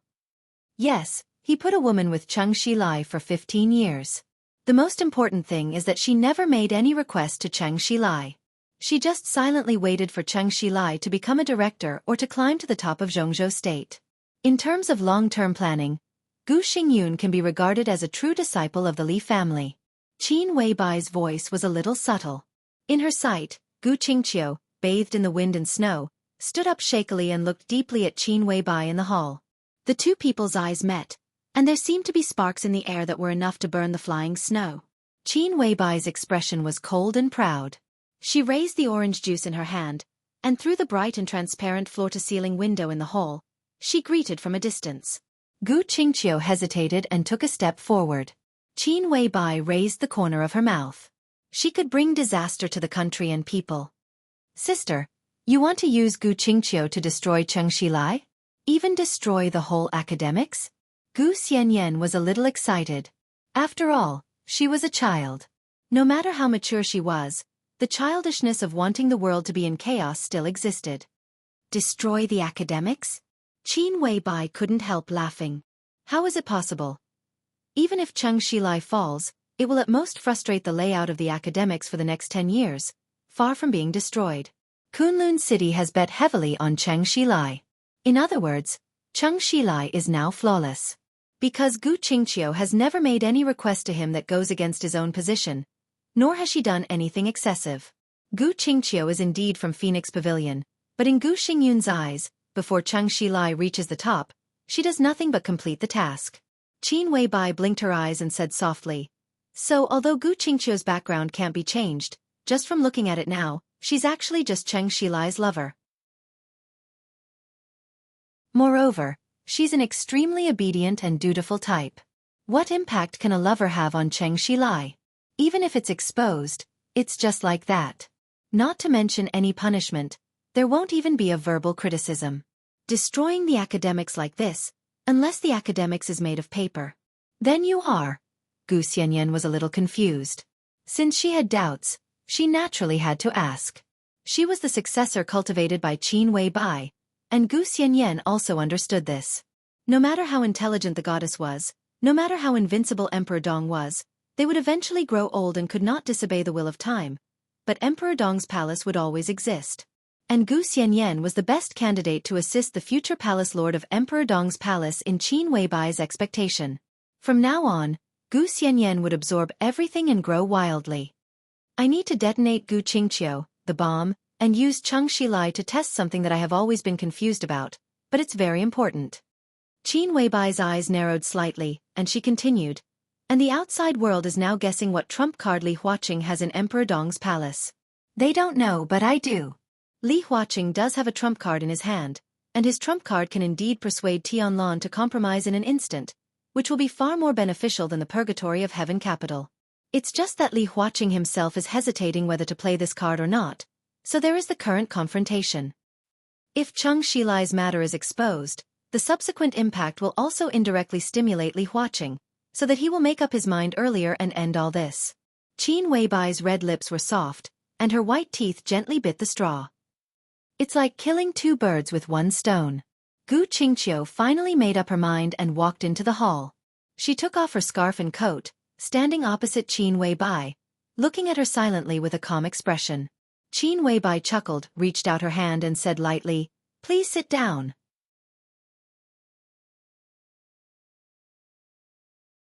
Chapter 12:20. Gu Qingqiu sat down slowly. The wind and snow outside with the cold temperature seemed to calm her down a lot. She seemed to have regained her composure, but she looked a little haggard, so she was more delicate. The light in Gu Xianyan's eyes flowed, and she sighed in admiration in her heart. This woman was naturally extremely beautiful, but the most attractive thing was not her appearance or her proud figure, but her temperament that seemed to be able to hook into the depths of one's soul. Every movement, every expression, would cause others to involuntarily focus their gazes on her. Gu Xianyan could imagine the light when she attended various banquets, shining but not dazzling. No matter where she went, on any occasion, she would be the absolute focus. Maybe she didn't need to do anything, and she didn't need to hold any power. She just walked in the crowd, and people would pay attention to her. She was as gentle as jade, without threat. This was a woman who didn't even have the idea of jealousy from the same sex. To this extent, a vase was completely equivalent to a priceless treasure. "What do you want to talk about?" Gu Qingqiu gently bit her rosy lips and asked in a low voice. She was still a peerless beauty, but under Qin Weibai's aura, she had become a very ordinary beauty, and her spirit was crushed in all aspects. Gu Qingqiu suddenly felt a little humiliated. She suddenly felt like an ugly duckling sitting in front of a swan. That kind of whiteness and beauty filled her entire field of vision, bringing with it a loneliness and pride that seemed to be able to stab at her dignity. This caused the line of defense she had reconstructed in her heart to waver once again. "No hurry." Qin Weibai looked at Gu Qingqiu calmly. "Eat something first. What do you want to drink?" Gu Qingqiu shook her head in a trance, looking at the drinks on the edge of the table. There were freshly squeezed orange juice and mixed fruit juice, fruit wine brewed by Gu Yuan, and red wine that was waking up. There was an ice bucket in the small dining car on the edge of the table, and 2 champagne bottles were lying in it. She looked like a cold beauty. Cola, which could be said to be the public enemy of women, was naturally not available.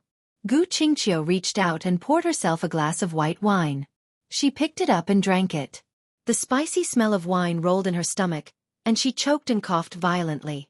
Qin Weibai looked at her quietly, with a distant color in her eyes that no one could see through. Gu Qingqiu stopped coughing with difficulty, and two groups of red appeared on her face, looking more and more charming. "Let's eat." Qin Weibai glanced at her and said with a smile, "This place is usually very hidden, and almost no one comes here. Therefore, no one will know that you are here today. Besides the two of us, no one else here will know who you are." She picked up a piece of wintermelon and placed it on the plate in front of her. Gu Qingqiu looked at the sumptuous dishes in front of her, then looked at the cutlery. The temperature of the hall was just right, but she felt a coldness that was even colder than when she was outside. There were 12 dishes on the table, and most of them were vegetarian dishes with bright colors. Of the 2 meat dishes, one was a pigeon, and the other was neither fish nor fowl. It was a plate of dog meat that would not appear in most banquets. There was a saying in Jianghu state that dog meat should not be served, but this plate of dog meat was placed in the middle of all the dishes, as if it was a glaring reminder. Others might not know that Gu Qingqiu, who looked beautiful, refined, elegant, and delicate, actually loved to eat dog meat. Cheng Shilai, who had been with her for many years, did not know this. In her memory, this was a secret that only her dead parents and Gu Xingyun knew. The 12 dishes were her favorite on weekdays. The tableware was made of pure silver, and the tableware was carved with orchid patterns, which were also her favorite, plus what Qin Weibai had said before. This kind of fear of being understood little by little from the details was constantly rising in her heart. She did not know why the other party knew her existence. She also did not know why the other party knew her so well. The vigilant instinct was screaming wildly, reminding her to leave this dangerous woman in front of her, but she did not dare to move and sat in the same place. Gu Qingqiu watched Qin Weibai eat gracefully, drank a glass of orange juice, and watched the people around her prepare desserts after the meal. Gu Qingqiu ate something randomly. The taste should be very good, but she could not taste it at all. Xianxia does not know you, but you should be familiar with her. After eating quietly, Qin Weibai picked up a tissue and wiped the corners of her mouth. Her movements were delicate and elegant. Yes. Gu Qingqiu opened her mouth vigilantly. Of course, she knew the existence of Gu Xianyan. Not long ago, Gu Xingyun communicated with her and said that he would let Gu Xianyan practice in Huiting for a year to broaden her horizons. After that, he would find a suitable opportunity to let Gu Xianyan be by her side and let her personally teach her. Between the lines, Gu Qingqiu could hear the importance and expectation that Gu Xingyun attached to this girl. Gu Qingqiu had already begun to come into contact with some of Gu Xianyan's information, and began to consciously think about how and what she should teach her. Gu Xianyan needed to broaden her horizons, and she also needed a year's time to prepare to train her into the Phoenix Pavilion's pavilion master. However, no one expected that Gu Xianyan would make such a sharp and crazy backstab in Huiting. Phoenix Pavilion was completely exposed, and the Special Warfare Group in Kunlun City were in turmoil. However, Gu Xianyan stood beside Qin Weibai and became a highly valued figure in Emperor Dong's palace. Gu Qingqiu silently glanced at Gu Xianyan. Gu Xianyan blinked her big eyes and looked at her innocently. Her acting skills were really good. Gu Qingqiu lowered her head and took a sip of juice. Li Shi, Gu Qingqiu, Gu Xianyan. Third-generation Pavilion Master of Phoenix Pavilion. The first-generation Pavilion Master was now the Deputy Palace Lord of Emperor Dong's palace. The third-generation Pavilion Master seemed to be fully trained by Qin Weibai. Only she, the second-generation Pavilion Master, was still faithfully fulfilling her obligations. Gu Qingqiu was very sure that Li Shi and Gu Xianyan were definitely not Qin Weibai's sources of information. In the entire Kunlun city system, Gu Qingqiu did not exist, and there was no second-generation Pavilion Master in Phoenix Pavilion. In the entire Kunlun city, only one person knew of her existence, and that was Gu Xingyun. Even Gu Qianchuan did not know of her existence. Such a degree of secrecy naturally meant that Gu Xingyun had to spend more resources to train her. But now she had been with Cheng Shilai for 15 years and gave birth to a son for him. Now Wang Qinglei's future was unknown, and Cheng Shilai was more and more brilliant. Gu Xingyun's efforts had undoubtedly begun to pay off. Xianyan will be with me from now on. Qin Weibai whispered, I can teach her what you can teach her. I can teach her what you can't teach her. Even if I don't understand, it doesn't matter. I can find the most professional people in the world to teach her. Emperor Dong's palace is far better than Kunlun City in terms of resources and prospects. I can't be sure of Xianyan's future. In the future when Tianlong and I are old, Xianyan may not become the hostess of Emperor Dong's palace, but she will definitely have the same power as the hostess of Emperor Dong's palace. What does it have to do with me? Gu Qingqiu said lightly. In fact, I believe in Kunlun City's vision in this regard, but I don't quite agree with their approach. Their approach has many limitations, but they have a good eye for selection, especially the candidates for the Pavilion Master of Phoenix Pavilion. Especially the candidates for the Phoenix Pavilion Master. If possible, we don't want to miss out on any of them. Qin Weibai looked into Gu Qingqiu's eyes, and her voice was clear and sharp. I don't know what you're talking about. Gu Qingqiu suddenly smiled. Perhaps her heart was still shaken, but on the surface, she had completely calmed down. A gentle and beautiful smile bloomed at the corner of her mouth. It had a soul-stirring charm.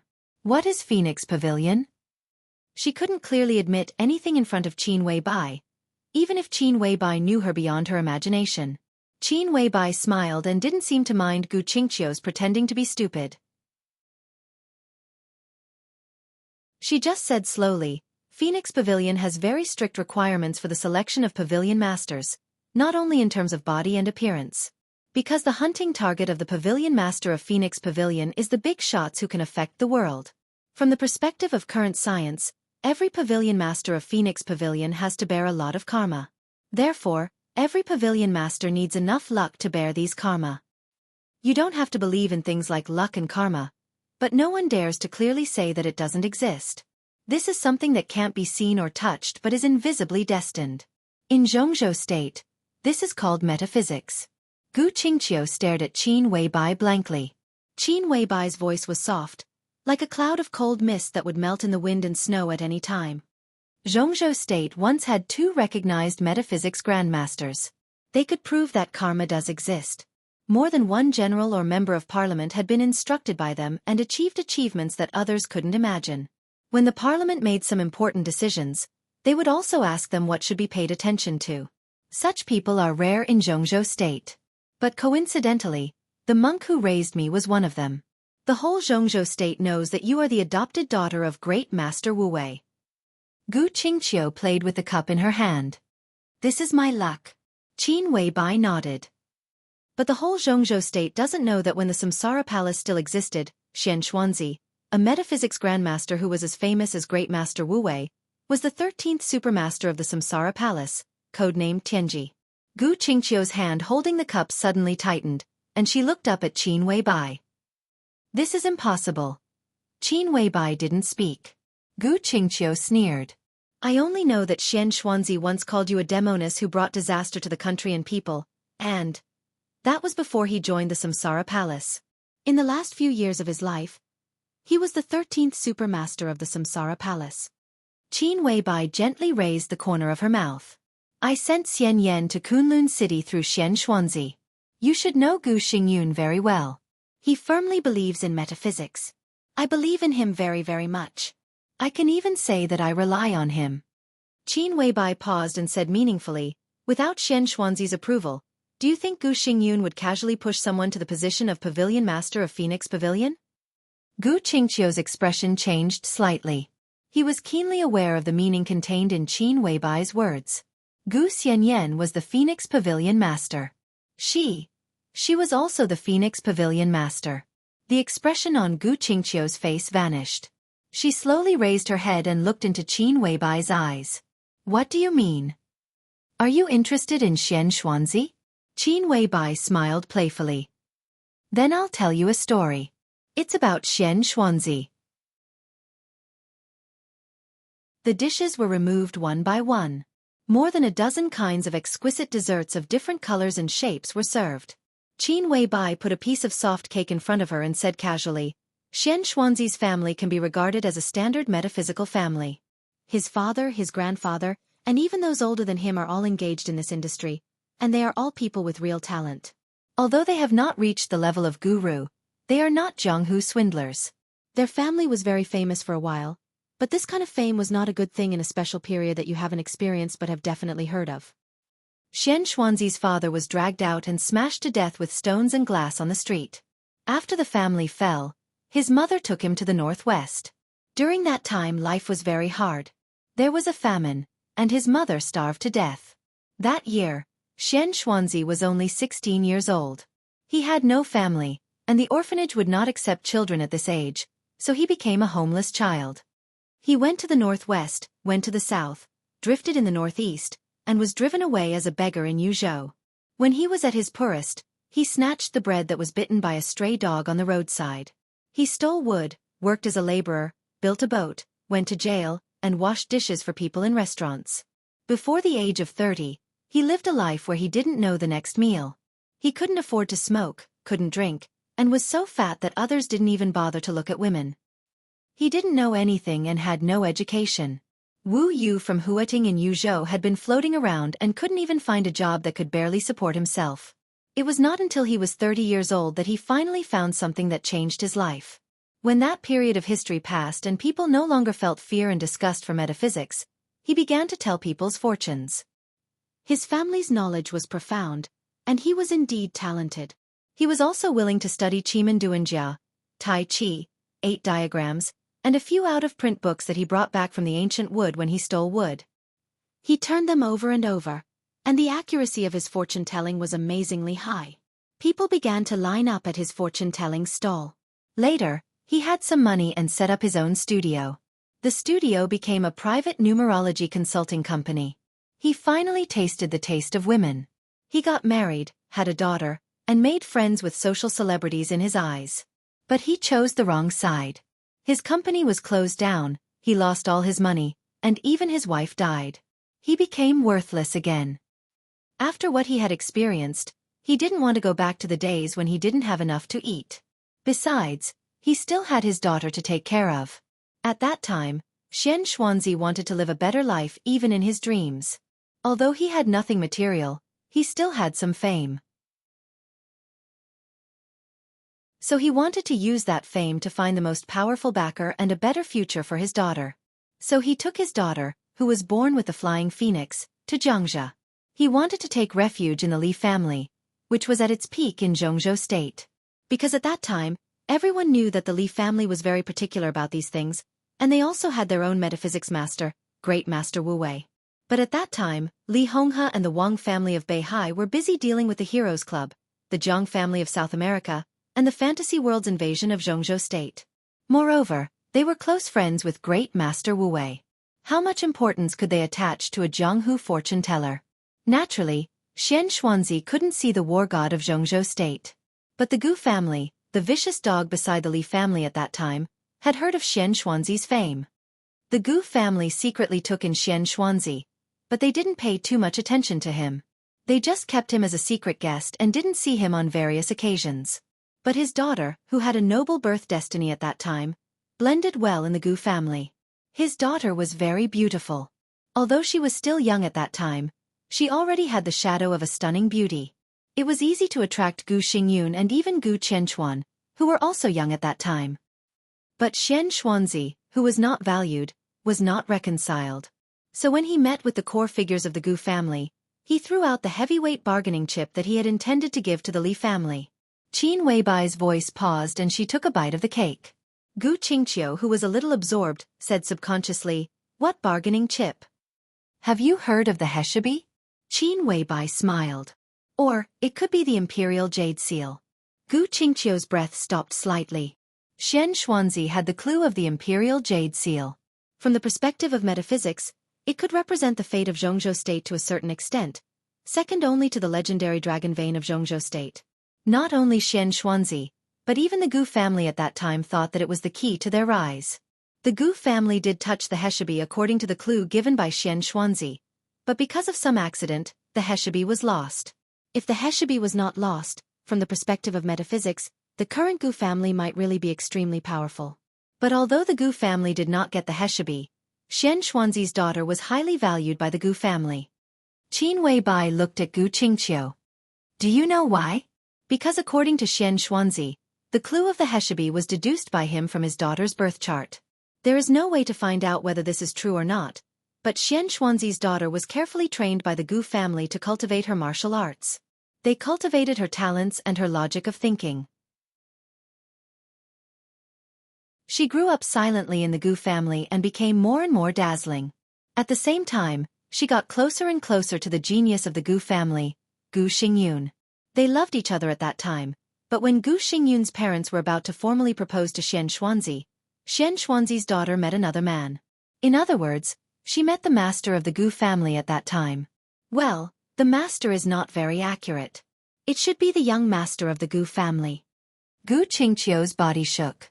She vaguely knew who Xianxuanzi's daughter was in Qin Weibai's story, but she couldn't believe it. Li Guangtu, the young master of the Li family, fell in love with the girl who had already fallen in love with Gu Xingyun at first sight, and made his own request to the Gu family on the spot. At that time, Gu Xingyun's bloodline was not the orthodox of the Gu family. The leader was Gu Qianquan's bloodline. At that time, the Gu family was still a loyal dog to the Li family. On the one hand it was their master, and on the other hand it was a talented child of their own. Of course the Gu family knew how to choose. They suppressed Gu Xingyun and Xianxuanzi, and sent his daughter to Li Guangtu. Later, Gu Xingyun endured for several years and found an opportunity to successfully take the leadership of the Gu family. However, Gu Xingyun, who controlled the Gu family, was still not qualified to take back the girl who had already belonged to Li Guangtu. He didn't know who to hate, especially after he found that the girl he loved was becoming more and more indifferent to him, but became more and more gentle and considerate to Li Guangtu. He wanted to kill Li Guangtu, wanted to overthrow the Li family, wanted to get that girl, wanted revenge, and loved her very much. But he hated her very much. So, he imprisoned the girl's father, imprisoned Xianxuanzi, and threatened the girl to reveal Li Guangtu's various movements and martial arts progress to him. Later, he became more and more excessive, and began to try to control Li Guangtu's various behaviors through the girl. It was also during that time that Kunlun City began to cultivate all kinds of excellent and beautiful young women, quietly placing them around the important figures of the Li family. Resources were constantly mobilized, and more departments were set up. The means of cultivating excellent young women became more and more professional, which also meant that the management began to become troublesome. Kunlun City put together this set of system for cultivating young girls and officially named it Phoenix Pavilion. Xianxuanzi's daughter, the girl who succeeded in making Li Guangtu fall in love, became the first pavilion master of Phoenix Pavilion. Gu Qingqiu held her cheeks and listened attentively, as if she was really listening to a story. But her eyes were twinkling. This was definitely not Xianxuanzi's original intention, Qin Weibai said. Seeing his daughter involved in the storm between the Li family and the Gu family, and could be torn apart at any time, as a father of course, he was not reconciled, and of course, he wanted to do something. When Gu Xingyun was torturing him once, he told Gu Xingyun that their plan wasn't perfect. They should be looking for a beautiful woman with the fate of 100 tigers to be placed by Li Guangtu's side. The 100 tigers were fierce, far more suitable to carry out the Gu family's plan than his daughter's flying phoenix fate. He wanted to find a girl with the birth destiny of 100 tigers to replace his daughter. At the very least, he wanted to put her and his woman beside Li Guangtu at the same time to find a suitable scapegoat. Gu Qingqiu's body suddenly trembled as if she had been electrocuted. Her ruddy face instantly turned pale. Qin Weibai's voice continued, but the unhurried tone seemed to gradually add a touch of cruelty and sharpness. Gu Xingyun agreed to this plan. He fed Xianxuanzi the Gu family's unique poison and let him out of the Gu family. It was at that time that he, who originally had his own name, became the real Xianxuanzi. He was responsible for secretly collecting all kinds of girls who met the requirements of Phoenix Pavilion for the Gu family. With the support of the Gu family's resources, Xianxuanzi's activities in the outside world could be said to be flourishing. Metaphysics Grandmaster? What is a metaphysics Grandmaster? With the cooperation of a big force behind him, he can mobilize all kinds of resources, he has real talent, and he can achieve the effect of turning stone into gold in the shortest time. With many such examples, he naturally becomes a metaphysics Grandmaster. This is a method of hyping up fame. The only thing needed is that the hyped object has real talent. So in those years, Xianxuanzi became more and more famous. More than half of the upper class of Jianghu state had heard of his fame, and his reputation began to catch up with great master Wu Wei. Xianxuanzi began to be often invited to the homes of some social celebrities, and even participated in some charity activities and various banquets. He came into contact with more and more people. During that period, His name was extremely famous. Jianghu state even set off a metaphysics craze because of the existence of him and great master Wu Wei. It's just that Xianxuanzi's heart has always been very uneasy. He became successful and got everything he once dreamed of, but he never found the birth destiny of 100 tigers, and he had the luck to save his daughter's goal. Until he received an invitation. That year, Xianxuanzi was still in Huiting, but he received an invitation from Lin En. The inviter was a local wealthy family in Jianghu, with a large business and a great reputation in the clothing and retail industry. The businessman wanted to invest in other fields, so he wanted to find Xianxuanzi to consult about his luck in the next few years. Xianxuanzi was invited to Lin En. The patriarch of the small wealthy family was very sincere and held a welcome banquet for Xianxuanzi. It was at that banquet that he saw a little girl. The girl was about 7 or 8 years old at that time, but she had already shown an extraordinary demeanor. She was as fair as jade, could play the piano, draw, understand poetry, and was very good at playing the violin. The girl at that time was probably equivalent to the fairy face of a few years ago. No matter where she came from, as long as people saw her, they could see the kind of light shining in her.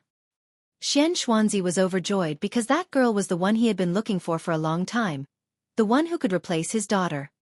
He could see the girl's birth destiny and the huge luck in her that was enough to make his family prosper. So when the businessman asked him alone after the banquet, Xianxuanzi gave his own answer. The businessman asked about his luck in the next 3 years. At that time, Xianxuanzi's answer was that he would soar to the sky in 3 years. But no one knew that his answer was actually only half a sentence. Then he left Lin En and returned to Kunlun City overnight. After meeting Gu Xingyun, he told Gu Xingyun the half-sentence that he didn't tell the businessman. 3 years later, his family would be ruined. Da-da-da. There was a slight sound in the hall. Gu Qingqiu, whose face was pale without a trace of blood, held the cup tightly with her slender fingers. The cup trembled slightly on the table. Qin Weibai's voice was still calm and a little cold. Behind every metaphysics grandmaster, there is absolutely powerful capital power, so they have the ability to turn stone into gold in the eyes of others. Gu Xingyun began to mobilize all kinds of resources. Within 3 years, the businessman who invited Xianxuanzi to Lin En was really successful. His assets doubled and he was in the limelight.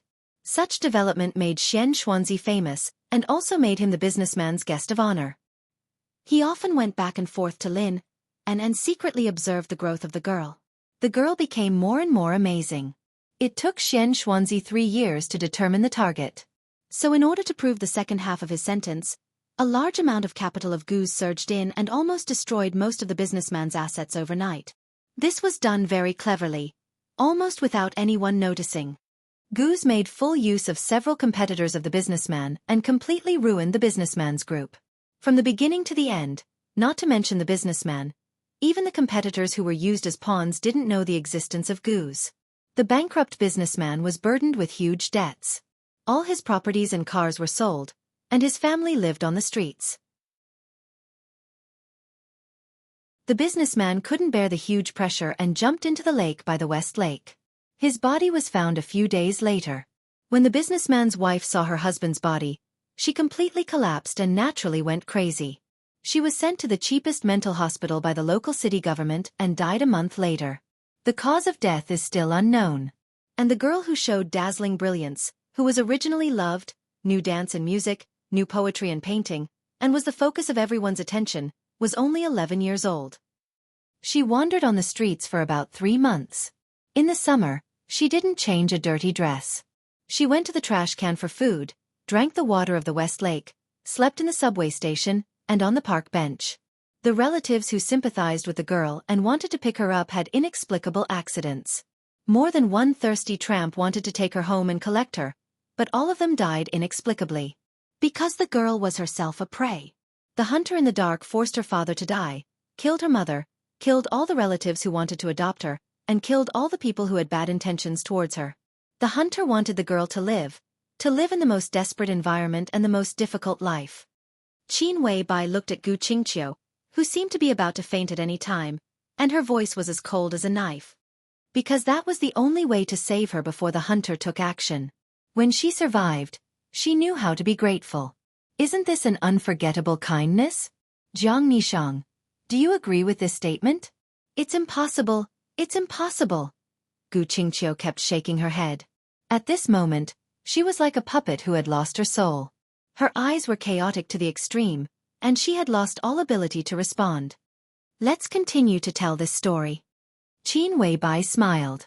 The hunter let the girl live for more than 3 months in the most desperate days. Then, he created a coincidence and let the girl appear in front of him. He was very kind and gave her a chance to talk to him. What did an 11-year-old girl know? She didn't have a sound outlook on life and values. How could she know who destroyed her family? The only thing she knew was the names of a few of her father's competitors. She wanted revenge. This was human instinct. And the kind hunter did catch several competitors of the girl's father.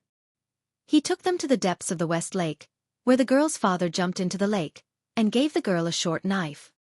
The hunter just watched the girl cut her enemies until they bled and couldn't breathe.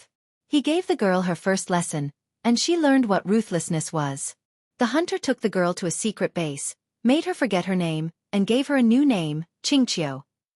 The girl was originally a daughter of a rich family. She had a good foundation, and her age was just right. She received all kinds of training, which could be said to be twice the result with half the effort. The hunter's ambition was to train the girl into the most perfect woman. But before the girl grew up, in fact, not long after the girl entered the secret base, the Gu family found a great opportunity to completely overthrow their master. But they still didn't give up on training the girl.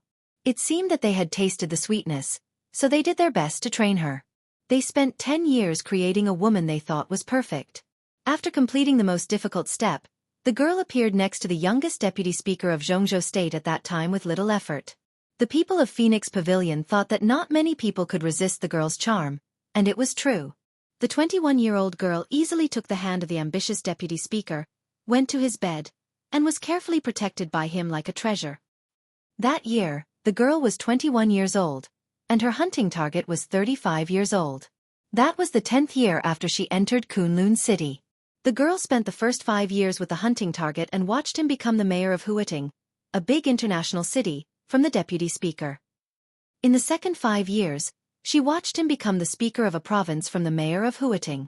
In the third 5 years, she came to Yuzhou in awe and took control of the Ministry of Personnel. The third 5 years was coming to an end. She watched him stabilize his position as the crown prince. At that time the girl was no longer young, but she was still spoiled by him. For 15 years, she didn't know whether she fell in love with him or not. But no matter whether she did or not, she didn't think it mattered. Because in her heart, he was just her hunting target. Maybe she had feelings for him, or maybe it was very deep. But no matter what, it couldn't be compared to her unforgettable gratitude to the hunter.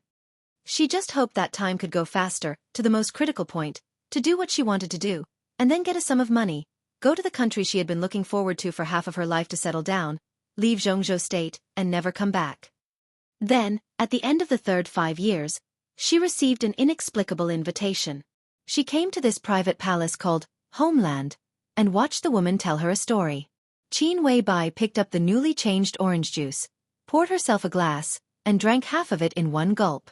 She rarely spoke so much, so she soon felt tired. Gu Qingqiu's eyes were a little crazy, sitting in the same place, motionless. The atmosphere was almost suffocating. Qin Weibai was giving her time to react. Gu Xianxia had always been an honest child. She blinked and looked at Gu Qingqiu, holding her cheeks. There was some sympathy in her big eyes, and she said crisply, "You are so poor." "No," Gu Qingqiu said softly.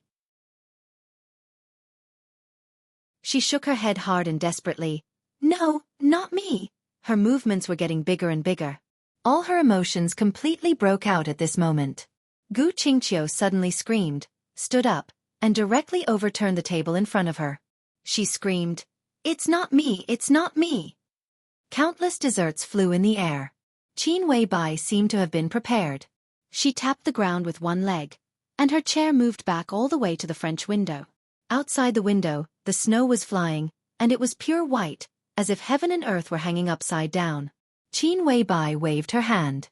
The security guards and waiters who had rushed out paused, and all carefully retreated, looking at Gu Qingqiu with vigilance. Qin Weibai was still sitting in the chair, legs crossed, cold and proud, looking down. This is not true. You lied to me. Gu Qingqiu stared at Qin Weibai. Why did you lie to me? She seemed to want to rush over desperately, but she gritted her teeth and restrained herself. It's just a story. Qin Weibai said faintly. Gu Qingqiu's excited emotions suddenly stagnated, and her whole person seemed to be stunned. She stood there blankly, and tears welled up in her eyes. After a while she said hoarsely, "Why did you tell this story? I respect the truth. There is no fabrication in the story. If you really take the story as a story, maybe you can ask Hunter why he made up this story." I don't believe it. Gu Qingqiu gritted her teeth and sneered. You are sowing discord. You want to provoke the relationship between me and Gu Xingyun, right?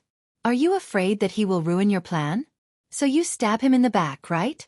I know you are a terrible woman, and the whole Zhongzhou state knows it, but do you think I will be fooled? I don't believe it. I don't believe a word you say. Qin Weibai turned her chair and looked out of the window at the quiet and snow-white West Mountain. In Gu Qingqiu's eyes, there was a perfect dream, but extremely sharp and indifferent side face. Then you can go. Qin Weibai had no intention of persuading Gu Qingqiu. Goodbye. Neat and tidy. Gu Qingqiu froze in place again. She breathed quickly, and her chest kept rising and falling. She was silent. The silent stalemate lasted for 5 minutes. Qin Weibai turned her head and looked at her. Are you waiting for me to treat you to afternoon tea? I don't believe it. Gu Qingqiu muttered to herself and shook her head. Tears kept gushing out of her eyes and falling to the ground. Why are you telling me this? What do you want me to do? You have the right not to believe it. This is your freedom. Qin Weibai said softly, I just treat you as a friend, so I tell you this. I have fulfilled my obligation. As for what you want to do, you have received the most professional training, and you don't need me to teach you. You cannot believe it. Leave here now, and I will pretend that we have never met, and I can promise not to do anything. You can also choose to doubt and ask me to provide evidence. Qin Weibai took out her limited edition Hermes black and white handbag and took out a USB flash drive from it. Gu Xianyan came over and took the USB flash drive. This is the evidence you want. Things were done very cleanly that year, so even this evidence can't directly prove anything. However, the information in this contains a lot of things. As long as you are not stupid, you can probably speculate the truth of the matter and even continue to investigate. You are not the only one in the information. There are a few others whose situations are similar to yours. I am not familiar with them. What you want to do is entirely up to you. Gu Xianyan walked to Gu Qingqiu and handed over the USB flash drive in her hand. Gu Qingqiu looked at the black USB flash drive with fear and subconsciously took a step back. Qin Weibai looked at her quietly and said nothing. After a long time, Gu Qingqiu carefully reached out and took the USB flash drive. She clenched her fists tightly as if she was holding a mountain. Why do you know this? Gu Qingqiu's mouth moved. And those things about me? It doesn't matter. Qin Weibai laughed. Her laughter was a little soft, with a little relief. The important thing is that the contents of the USB flash drive can guarantee the authenticity of the story I told. Gu Qingqiu was silent for a moment and said hoarsely, I'm leaving. Goodbye. Qin Weibai did not get up and nodded. Gu Qingqiu turned and left. Her body was shaking, and she was lost. Gu Xianyan looked at her back and said with some doubt in her voice, Sister, her reaction is very strange. Isn't it exciting enough? Qin Weibai smiled and sent Gu Qingqiu away. After eating her fill, she was as languid as a cat, languid and lazy. Gu Xianyan nodded hard. Don't underestimate her. Qin Weibai said softly, This is a person who has received the most professional training in all aspects. In a sense, it can even be said to be the ultimate version of you. Her current situation may be the direction you want to grow in Kunlun City's eyes. She is definitely a master in controlling her own emotions. In fact, I was a little surprised that she could have the reaction just now. What will she do next? Gu Xianyan seemed to start imagining. Gu Qingqiu, Cheng Shilai, Kunlun City, Gu Xingyun. This was definitely the core bomb of Kunlun City. If it exploded at this time, what would the consequences be? What effect could it have on the current situation? Do what she should do, such as change her fate. Qin Weibai's voice was a little vague. She looked through the window at Gu Qingqiu's graceful back that was about to disappear. She didn't tell her why she knew so much.